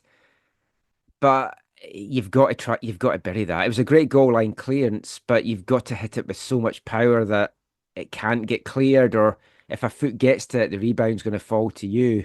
Easier said than done, but that did feel like a huge wasted chance. Yeah, and I kind of knew, especially given the fact that the Whitecaps were so tired, that the fact that they didn't finish their chances in the first half, which meant that the second half was going to be, a grueling 45 minutes. It kind of made it even more of not disappointing, but more kind of like a missed opportunity because Yeah. you want to be able to put, especially when you're tired, when it's the third game in 8 days, Oh, you want they to put the looked game tired away. at the end. Oh, yeah. I mean, pretty much from the start of the second half, they had like maybe 5 minutes, and then after that, it was all basically Montreal. And you look at the fact that you're relying on a lot of players that got kicked. That's another thing I heard about the Minnesota game, is that it was a very physical Yes. game where a lot of players got knocks. Pedro Vite wasn't even in the squad because he got a knock from that game. Same with, I think, Luis Martins and Demir Krylak as well. So even still, they were light because of that. And then they had to play a full 90 minutes, all the way to the east side. You gotta try to kill that game off in the first 30, 45 Yeah. minutes. So then all you do in the second half is defend with a cushion. And maybe Montreal get a bit more desperate, leave more space in behind. You put on fresh legs, some of the young players that we got to saw, and they maybe can go get an opportunity. I think that's the way that Vanny wanted it to play out, and unfortunately, it didn't. I think he was certainly trying for that. I mean, in the post game, we didn't really get too much chance to ask him stuff because they had to leave. It was 10 minutes because they had to get out of there because there was a storm coming and they weren't going to get out. Interestingly, I went on the Pacific post game today after the Ottawa game, and they didn't even do a post game because they had to get a Really? flight. Yeah. Oh. I waited 20 minutes and then it starts and it's like, oh, just so everyone knows, Pacific won't be coming on. It's like, well, end. That's pretty funny. That Yeah, sucks though. but obviously everyone wants to get out of the East Coast as quick as they can for their flights. But if we talk about the goal, fantastic finish from Brian White outside of his foot. The ball in from Gold again, just that kind of ESP they've got. I know where he's going to be. He did have a look up. It wasn't like it was a blind pass from Goldie, but Brian knew where to make the run to, and it was a brilliant finish. That is a confident finish, is what I Yes. would say. It Yes, is a that's a very guy that's got his mojo back. exactly because if that was Brian White from a month ago, then he might have taken a touch. He might have hit it with his left foot and shanked Yeah. it. It might have sent it over the bar. But Brian White, when he's in his, in his lane and in his the right mind, he is somebody that he could shoot from anywhere and could probably score. That's just his ability that he has. It's just the Hmm. fact that he can't be consistently that is his biggest Yeah. trouble. But as I And I always think say, if he was, he wouldn't be in MLS. He wouldn't be with the Whitecaps. He would be overseas with the other Americans. exactly. So I mean that's what you get with Brian White is a goal like that when he has that confidence, and the fact that it also came from Ryan and it came so early in the match as well definitely helped, the team kind of rise up to the opportunity. And I think it set the tone perfectly for the Whitecaps to go on and build on it. And they did in a lot of ways. It's just they didn't have the gas in the tank to be able to do it across the 90 minutes. And it sucked that White had, again, that opportunity right at the end of the first half Yeah. that he missed, because as soon as he missed that chance, I kind of like closed my eyes and I thought, he's not gonna really get another one like that, is he? I think that might be it for chances in the game, because the second half is gonna be mostly Montreal, and in the end, it was. It was. The equaliser. I mean, they were under the cosh. It was coming. Certainly felt like they were going to get level. A lot has been made of Yohi Takaoka and his Hmm. size. So I always think the best way to deal with those is to make yourself even smaller. Also, He was kind of on his knees as the ball oh came in. yeah, yeah, yeah, yeah, He went from his 5'11" to about 3 foot. yeah, It was just unfortunate. There was nothing he could then do to get back up to get it. I mean, it was coming. If it wasn't from that, it would have probably come from something else. It was just disappointing because they'd held on, and you were starting to think maybe they can actually get the point here, or sorry, the 3 points. yeah. I mean, the goal for Yohei, I was a bit critical of it when I first saw it too. But again, with the pace that it came at, it came through it like it wasn't like a clear shot. There was players around. I think it was difficult for Yohei to kind of gauge where exactly he was going. I also didn't see. I'll have to check the replay if it had some swerve to it, because it was definitely a very powerful strike. Mm, So again, you could say, yeah, it's right at him, and he kind of dives down and puts his hands up, hits his hands, hits the post, and goes in. If he would have just stayed standing up, he would have basically been able to deflect it off his face or right in front of yeah. it. But it's an occasion where it's like, you obviously it's easy to do it from your armchair and with the Oh yeah. replays and knowing ahead of time, but in the moment, I don't know how much more like he could have done. And again, if he would like, we have a goalkeeper that was capable of saving all those kinds of goals, likely he wouldn't be in the MLS for that long as well. Yeah, that's So true. I mean, it will happen. I think Yohei has proved and done enough in his year and a half that he's been with the Whitecaps to show that he is a really good goalkeeper for this level, despite the fact that he's only 5'11". So hopefully that doesn't bruise his confidence or his performance at all. But yeah, that goal had been coming for some time now, Yeah. and it felt like a matter of when and not if. Yeah. For that equalizer, and it had to come from somewhere, and it sucked that it came at that moment, because it felt like there's where I started to believe maybe the Whitecaps can get away with the 1-0, and then that goal came in and you're like, shoot. Now, Ryan Gould's substitution, because I asked Fanny about that post game, but then I saw a comment today because it wasn't mentioned when I was listening to it on the radio at the substitution. Had he taken a knock? Was that why he went off? Because I just assumed it was for rest. Yeah, no, I don't think it was a knock. I believe what Okay, see, I Vanny didn't said. think it was either, but then someone today was going on, oh, he's been taken off for a knock. And I'm like, what? No, I think Vanny said after the match that both Brian and Ryan only had 60 minutes in them, just Hmm. fitness wise. And he had to push Brian to do 75. And he said the last 15 minutes, of between the 60 and the 75th, Brian was huffing and puffing the entire Yeah. time. So I think it was just, yeah, at the point of like load management at that point for Okay, Ryan. that makes more sense. Because I saw some folk critical as well of the late substitutions and putting young guys on. It should be noted that the Caps were not as much under the cosh with the young guys on, and they didn't give a goal up in that time either. And they added spark and they stretched the game, they stretched the pitch. My only disappointment, I mean, I was delighted that Nico got on because I've Yeah. been a big proponent of him on the show. We chatted to him a couple of weeks ago, and he's a lovely, lovely lad. And I'm glad he got the opportunity in front of all his family and friends as well. So, I mean, that in itself was fantastic. What annoyed me, though, was the break that he had where he had nobody up in support. Yeah. He had to do it all himself. It was like him and six Montreal players in the half. I'm like, where is everyone? And he made Yeah. the most of it. He's like, he whizzed it by the far post, but it's like, support him. That was a great chance to get the winner. Yeah, it kind of felt like it kind of felt like everybody else was so tired they were like, "You go do it. You go up there. I'm not Yeah. going up there. I'm staying back here because I need to be back here. I need to save my energy for Yeah, if I defending. go I up, I'm can't not getting afford." back. Exactly. So I feel like they were just like, "Go ahead, kids. Go ahead. Go play." But yeah, no. I mean, I think Nico had a really good debut. I think he did what he Mhm. was supposed to do. He was physical. He went toe to toe with a lot of defenders. He was fending off 1, 2 Montreal players at a time. He had some pretty decent combinations with Levante when they both came out at the same time as well. And I really liked seeing Vanny calling upon these younger players to come on and make a difference Yeah. when players are tired, because that's what they're there for. Yeah. You can't Because I've been expect the same critical of him 11. not doing that in the Yeah. past. But yeah, I think he did do a good job. I mean, it's been a great week. That was a good result.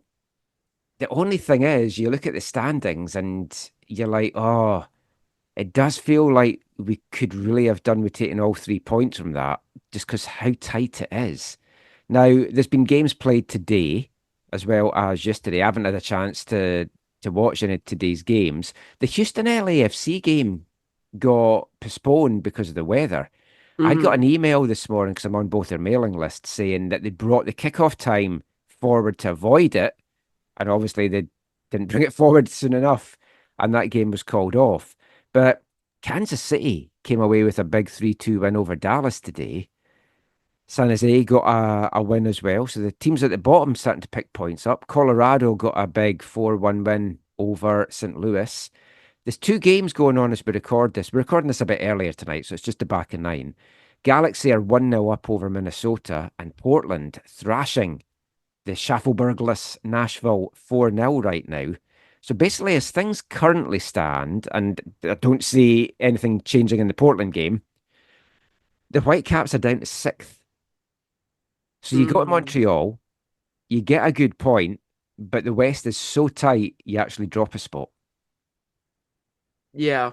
No, it's tough because yeah, if they would have won that game, they would have been on 34 points instead of 32. Yeah, they And they still would just have have been been ahead fifth, of but yeah, Portland, and crucially, they would have been 2 games in hand on Colorado with yeah, only a 3 point difference. So basically, you win one of those 2 games, and you're level with Colorado. Draw the other one, and you're above them into yeah. fourth. So, I mean, yeah. I was going to say that the top three, and I know it's dangerous to say in this division, it looks like they're pulling away. LAFC, Salt Lake, LA Galaxy, they look like they're going to be the top three. I said in last week's show, it feels like everyone else is battling for fourth to get that final first round home advantage. And Colorado just now, it look like they'll finish the weekend with a 4 point gap. We do have two games in hand, though. Portland on 33, Vancouver on 32, Seattle on 31, Houston on 30, Austin on 30, and now Minnesota, from being way at the top, their decline has continued. And now, as things currently stand, unless they get back into this game that they're currently playing with the Galaxy, they're out the playoff spots in 10th. That just goes to show how tight it is and how you can't let a bad spell not only occur, but even if it occurs, it keep you down because I mean, As soon you as I can't. say that, Minnesota's just leveled in LA. Pookie has Oh, got really? a 73rd minute equaliser, and they've now jumped above Austin into 9th. Oh, well, there. Oh, look at that. So But you then can't demonstrating again how close this is, because that's now 3 teams on 30 points. and we're just 2 points above them. Yes. And in 6th. So that means if they win a game and like Houston has played 21, the same as the Whitecaps. So it's Mhm. not like Whitecaps have cushion because of games in No. hand necessarily. And we only have 1 game in hand over all the other teams below us. Exactly. So you're looking at like if the Whitecaps don't continue this good form and go with another like 2 or 3 game loss streak, you could easily see them tumbling out of the playoff positions, which is incredible given that 9 out of 14 are playoff spots. But that just goes to show how competitive Ah, this Western it's Conference is right now. crazy. I mean, Dallas, St. Louis, Kansas, and San Jose, again, dangerous to write teams off because a few good results and you just climb the table. I mean, they look like they're getting cut adrift. So it's like 10 teams fighting for 9 spots. Someone's going to miss out on a good points total and be heartbroken because it's going to come down to like a goal here or 1 point here or something like that. And let's just hope it's not us. Yeah, because it's a 3 point difference between 5th and 10th right now, which is Yeah. ridiculous. It's crazy stuff. Just to round up the MLS chat, I just want to quickly just talk about Toronto, who, despite their best efforts, are still holding on to a playoff spot. But the run of form that they are in just now, uh, was having a chat in one of the WhatsApps that I'm in about how safe is John Herdman's job. I think it's safe for the season. I can't see them pulling the trigger on him over the course of the season, and he has got a whole window now to kind of play with as well. But they look to be in absolute free fall just now. They're not playing good football either. That's 6 defeats in a row. They're winless now in 9 games. They've got 1 win actually in their last 12. And that is sacking form. 100%. And I genuinely think that the reason why John Herdman hasn't been sacked is just because I think the people upstairs are at the end of their rope of like, probably just like, because if they fire him, what's next? Like, yeah. what can you do to You can't try do to anything fix? mid-season, so you may, and he's No. going to be on a big contract as well. You're paying that out. It's just I think at this point it's just get us to the end of the season. Either squeak a playoff appearance, try to win 1, maybe see how far you can run it. But probably at this point it's just sort of damage control and getting to the end of the season where truthfully, like Toronto need a massive overhaul. Because it's been a few seasons now with Toronto being one of the worst teams in the MLS. And even when they try to have decent spells like they did, I think it was in the month of April or May was when they had a little bit of a win streak going on. Like after they played us, they went on a good run. Exactly. It's like it's just come off the rails big time. It's crazy. So yeah, we'll keep an eye on that as well. But that is it for the MLS chat. We've 1 part to go. We're going to talk more Whitecaps because there's a big Canadian Championship game coming up on Wednesday. Another BC Derby, and we'll be back talking about that after this. Hi, I'm Nicolas Fleuriot-Chateau, and you're listening to the AFTN Soccer Show.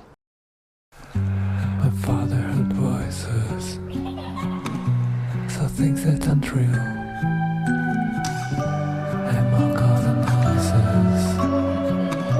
Must have me, must feel. My first memory ever. I'm in his arms on the street. He finds God and whoever.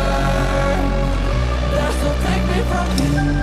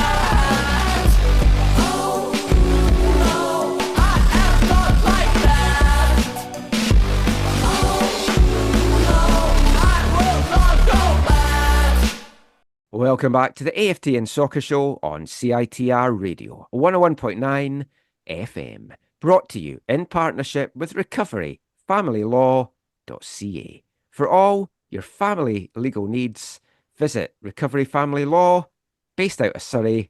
They will sort you out. They support us, go and support them.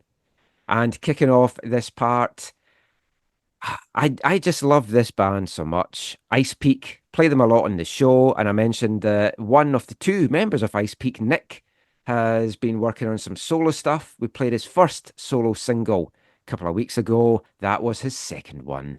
Oh no, I've played it in full because it's only 2 minutes and it's a fantastic track. And for me, they can do no wrong just now. Everything they have released this year has been a cracker. Go and check them out in all the usual places. And let's hope we are not saying, oh no, on Wednesday night after the Canadian Championship match over in Langford. It's the third time they've met in the Canadian Championship. Pacific will be hosting the Whitecaps. This time, it's a two-legged affair. The first leg in Langford on Wednesday night. I'm heading over to it. I know, Felipe, you were hoping to, but it doesn't look like you're probably going to be able to just now with your disease-ridden body. Yep. But it should be good. It looks like they've sold out, or they're very close to selling out. I don't know how many of those will be Whitecaps fans. We're going over for a couple of days, kind of doing some retirement prep as well, down in the Souk area to kind of check that bit out, because we've checked out Quillican Beach before. Very expensive to get accommodation at this time of year. Never mind the ferry. If only there was a late ferry that you could just go over in the day and back, it would be so much better. There is a 10:45 ferry from Nanaimo, but you're never really going to get up to get that in time. But as for the game itself, I'd hoped to bring you James Merriman audio talking about it, but as I mentioned in the last part, Pacific didn't talk after their win in Ottawa today, so I haven't got his thoughts on the game. I was wanting to come back and ask Vanny about it at the end yesterday, but again, we only had time for a couple of questions, so I couldn't do that. So you're just going to have to put up with us talking about it. Vanny did confirm some interesting things, though, Felipe. So Isaac Boehmer's definitely starting. And it sounds like for the Canadian, they have to play 3 Canadians.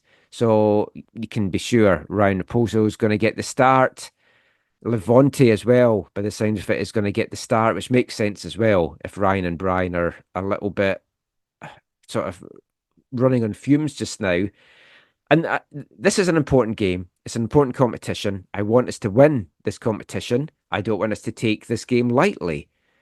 But I would be happy enough with Ryan and Brian starting on the bench for this one.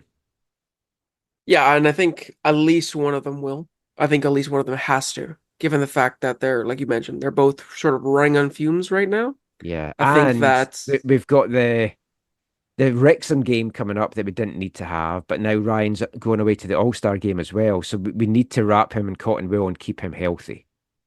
Exactly. There's a lot of things on the horizon. I mean, you even have to kind of keep an eye out on the St. Louis game next Saturday as well. Yeah, so and I mean, because that's a very winnable game with the form that they're in just now as well. Yeah, and with the fact that the Western Conference is so tight, like every point matters right now in the league season. So it's about finding that balance of like the game management, the load management of the players, and I think that one of them has to be benched. I will probably Brian, just because I think Ryan can do more for the team.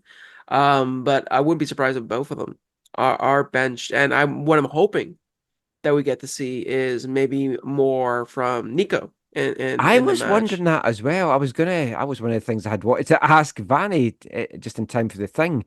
I mean, I fully expected him to play in Montreal because he's from Ottawa, so I knew there was going to be a lot of family there, and Vanny likes to season these moments. But he's a Canadian. He's in form. He's scoring goals. I mean, I'm not saying call this guy up for this game as well, but Elliot Goldthorpe as well deserves a call up. He player of the month in MLS Next Pro. Ricardo Clark getting manager of the month for June as well. So Elliot is going to certainly be getting a call up as well. But I think Nico, I know you're only allowed the 4 call ups and he can only play the twice. I would throw him into the mix in this. You don't have to play him, but I would have him in the mix. 100%. I think it would be, again, this is sort of why the Canadian Championship is a thing, is to allow Canadian players to shine, especially for the MLS teams that have the luxury of having a lot of non-Canadian players. This is the opportunity for the Canadian players, especially the young Canadian players, to thrive. It's what gave the opportunity for like Ali Ahmed to kind of burst onto the scene and kind of be more of a regular for the Whitecaps in the last year and a half. So I think that this could be another great springboard opportunity for a player like Nico, or I mean Elliot Goldthorpe is not Canadian. No, He doesn't count as domestic, he, but he's a young he's player. English. He's English. Hopefully maybe he can get a domestic status and then it'll be easier to I play saw him. someone trying to get him married off to an American girl today on social media, bizarrely. But anyway, But that's pretty funny. But yeah, having Nico be involved, and he doesn't have to play, but just have him training with the first team, having him in that environment will go a long way. But I would love to see him actually play in the match and to be able to give opportunities to like him or like Isaac, players that don't see as much. I don't know. Do you know what's going on with Bilal as well? Because he could be a player that could show up, and I have no idea what's going on yeah, I with mean him. he's played games in for WFC too. Yeah. So I personally don't think he's at MLS level just Hmm. yet. But yeah, I mean, he can always be on the bench and be in the mix, I guess. But yeah, I don't see him really featuring. I don't Yeah. necessarily see him featuring for the first team at all this year, to be honest. Yeah. True. But I yeah, mean, either way. Pacific's been in a little bit of up and down form. There's a lot of Whitecaps connections there. I'd hoped everything didn't work out for me for this. I'd hoped to get an interview with Eric Lajeunesse for the show this week as well. But I think Hmm. Trish, the media person at Pacific's on holiday this week, so I wasn't able to get that sorted out just because of the Whitecaps connections and stuff. But I mean, obviously, for people that don't know, and if you don't know, why don't you know? Felipe is the host of the Coast to Coast FC podcast that covers the Canadian Premier League. So you've watched Pacific all season long, Yeah. as have myself, but it's like you in a lot more greater detail and breaking it down. What can we expect from Pacific? They've hit a decent run of form, aside from maybe that defeat to Vancouver FC, and then a huge win today in Ottawa against the league leaders. Yeah, I mean, with today's game, it's sort of when they do play well, it kind of usually comes in this kind of manner where they kind of scrape a win right now because they have been defensively quite solid. And this is after they've lost their best center back, which was Ali and Dom, who had a season-ending injury earlier this season. Because Yeah. before, when he was in the team, they didn't concede a goal for the first like 6 or 7 games of the season, which was insane in the regular league season. Since then, they've been a little bit more leaky, but they still have a really good defense. I think they have the best defensive record in the league. They've only conceded 10 goals in 13 games. Their biggest Yeah. issue is goal scoring. That's the thing that has not clicked for them Well, whatsoever this former season. Whitecap Dario Zanata has gone Yeah. there and really has flopped. I mean, I've known Dario for years. I'm friends with Dario. I hate to say that, but he has just not performed. He hasn't got a single No, goal for them yet. And he was brought in exactly. to be their goal scorer. And not only just him as well. I mean, Rion Moore was brought in to be the big number 9. Mhm. And I mean, to be fair, he got an injury. He got called up internationally. He then got a red card that kept him out for multiple games.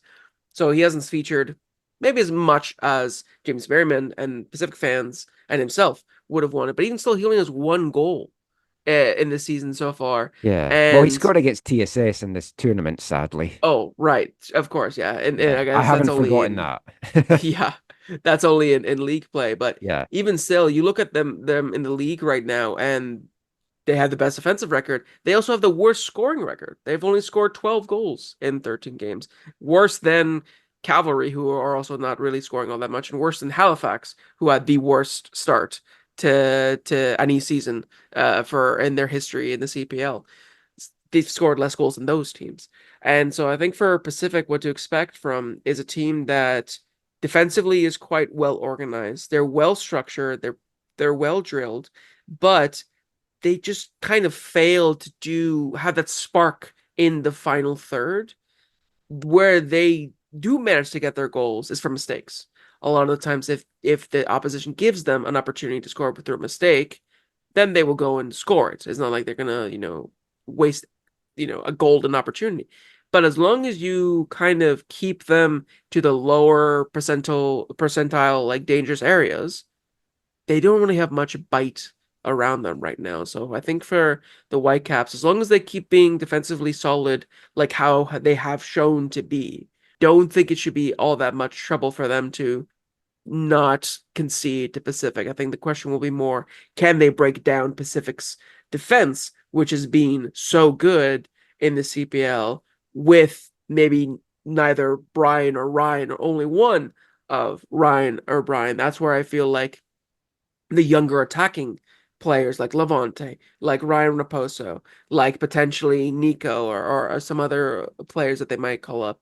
There's where they really have to kind of prove themselves, because they have to break down a stubborn Pacific side that is looking for, an upset, and they've had before. And with CPL teams, they've showed already, you look at Forge, that they're capable of beating the MLS teams. You don't want to give them a glimpse of hope at all, because then Yeah. that's what gives them, the fire underneath them to be able to play well, and to be able to maybe, kind of steal an upset. So I think for the Whitecaps overall, they need to be able to just kind of keep Pacific out of the super, super dangerous areas, and play that really good, fluid, direct football to break down the defense. I genuinely feel, as soon as they go a goal up, as long as they don't shoot themselves in the foot, as soon as they go a goal up, I think the rest of the game should go pretty well for them. Yeah. And I know they struggled against Cavalry at BC Place. I mean, they were pretty much in control of the game at Spruce Meadows, and folk obviously have the flashbacks to the game that got MDS sacked, the defeat at Pacific back in 2021. But this is a much different Whitecap side, and you saw it last year with a comfortable victory and the scary moment for Ali there as well. I've been trying to find out, because my understanding is the away goals rule is still in effect for the semi-finals. I've not been able to find confirmation of that anywhere. I do think the away goal rule. You're right. I haven't seen any official confirmation, but to my knowledge, I'm pretty sure the away goal rule is still in effect. Yeah. So, I mean, this one's huge. If Whitecaps can get a couple of goals, I'm not saying they can take it easy come August, but it's going to be a lot better for them. And then they can maybe keep Ryan on the bench, or whatever. It is still ridiculous to have 6 weeks between the first and the second legs. Yeah, I know that they were trying to spread it out, so it's not all, in the front half of the season, to kind of make it more dramatic, and to make it like the build up more, I guess, just like it weighs more, and there's more hype around it as you're building up to it. But yeah, the fact that there's 6 weeks between either leg just kind of is like, people are going to forget about it, and they're going to be like, oh yeah, the second leg. That's not really how you want to run things. No, it's not good. But I'm confident. I think they can get the job done. Looking forward to heading back over to Starlight. My third visit there this year. First one for the Whitecaps in Champions League. Second one Mm. for the TSS game, and now this game as well. It's a fantastic stadium. I love playing there. Who knows how long Pacific might be there? All the murmurs that they're looking to move down to Royal Athletic Park in downtown Victoria, but they're definitely there for at least another year. They've got that lease. So, yeah, everyone that's heading over, enjoy it. Have a great time. Stay safe and just behave yourselves. That's pretty much it for the show. We'll bring you this episode's wavelength just now. And I'm keeping the Euro 2024 themed songs going. Now, I'm a bit confused by this one. It's by a guy called Football Poet. And he seems to have a song for all the teams that were in the Euros this year, including Scotland. And the Scotland one's not bad, but I said I wasn't going to play any more Scotland songs. But it seems to be different singers for each of the songs, and not just him. And with some of the lyrics, I can't help but feel that these have been AI generated. Mm. Either way, I like this one for the Netherlands, so I thought I would play it because come Wednesday, we are all Netherlands. Come on, the Orange Men, get it done against England. Put us out of our misery of having to hear from the UK pundits on all the shows that I watch. So this is Football Poet, Holland's Glory. Oh, oh, oh, oh, oh, oh, oh. Welden vertonen hun pracht. De dichters schrijven over voetbal met macht. De bal rolt snel van voet naar voet, gedreven door een vurige gloed. Het land tooit zich in glorieus decor, spelers in het Nederlandse gehoor. Elke paas een meesterwerk van kunst, geen schot mist doel, elk vindt zijn gust. Oh, oh, oh, Hollandse glorie, oh, oh, oh, voetbalvictorie. Oh, oh, oh, in de blik groot genot. Oh, oh, voetbal ons nationaal lot. De Hollanders schalmen, een levendig lied. De wind dorst onze glorie ver en wijd. De kleuren oranje, trots en groot. Een vurige strijdmacht, zonder smet of nood. Voetballers strijden, sparen geen kracht. Een stempel op het gras, sterk en met macht. Het land verenigt, één sterke stem. Elk duel een kans, opnieuw en wederom.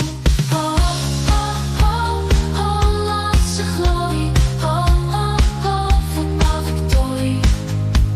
Oh, oh, oh, in de blik groot genot. Oh, oh, voetbal ons nationaal lot.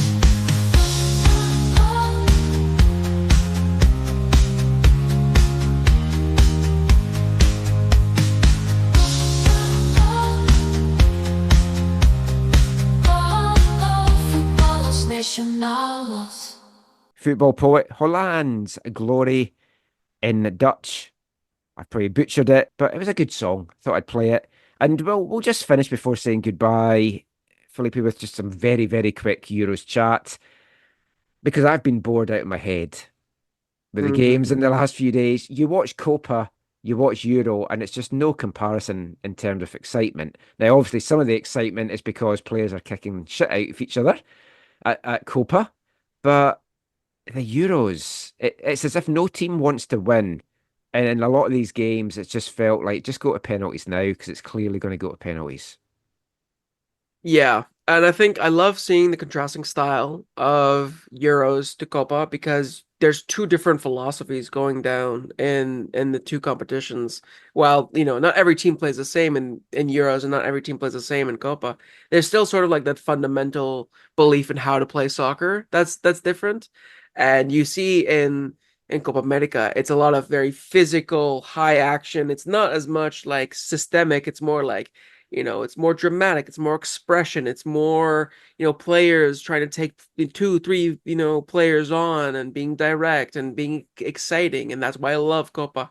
And then you see Euro and it's like pass, pass, pass, pass. It's like the old pass. Simpsons thing. Yeah, exactly. No, genuine. Yeah, that's a great point. Yeah, it's genuinely like that because it's pretty much like it's become so hyper systemized because of the way the European football is and Pep Guardiola and stuff like that, like a positional play.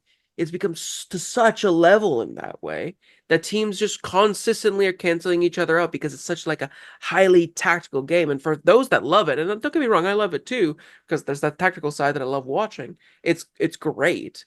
But for the neutral or for the people that just want to watch, it's boring because it's basically like it's a game of chicken and no one ever really gambles. They're always trying to go for the safer option and until there's a mistake made or there's a moment of brilliance. But those are so few and far between compared to Copa America that it makes it such a tough watch, especially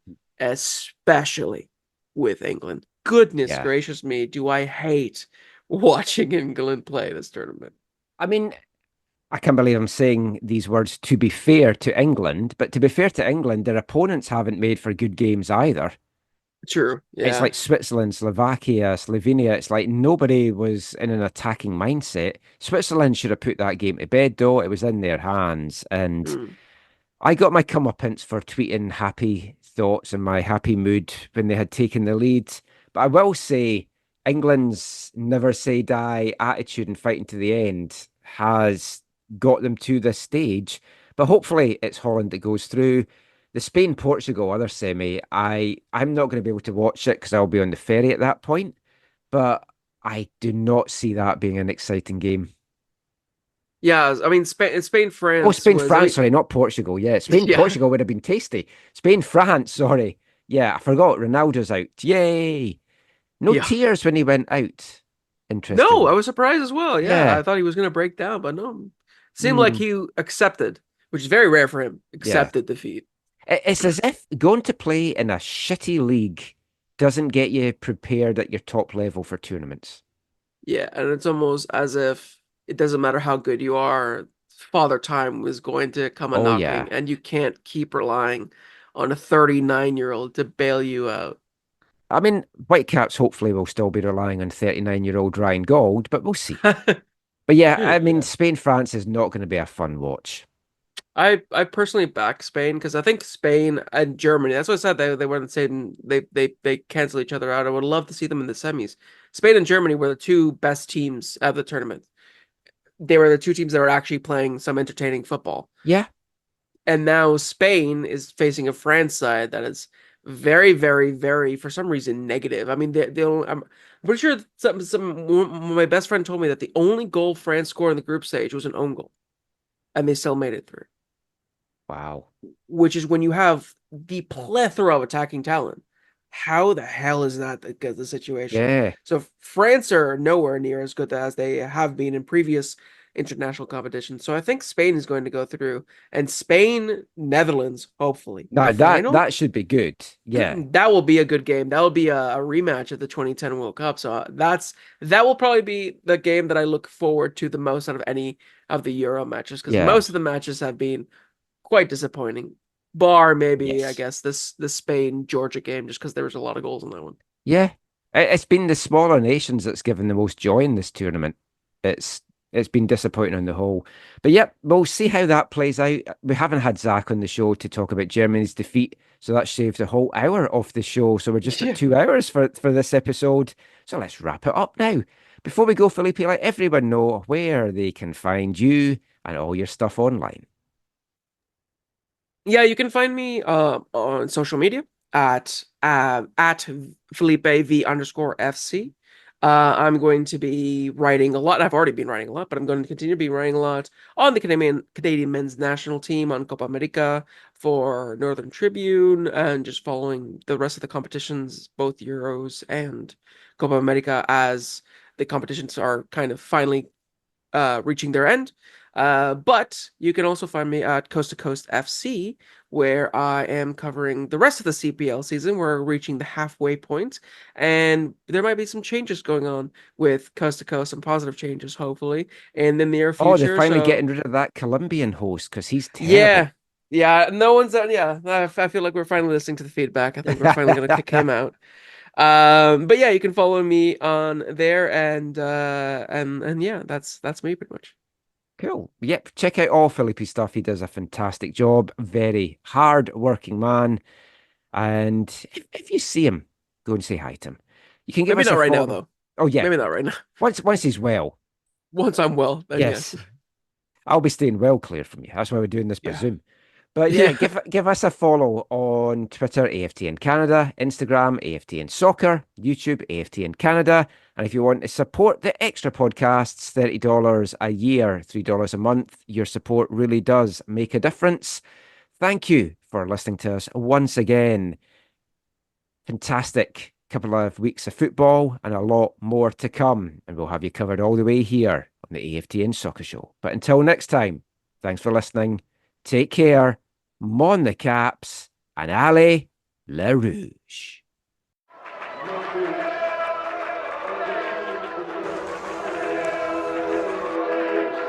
Going to your first match is an experience you never forget.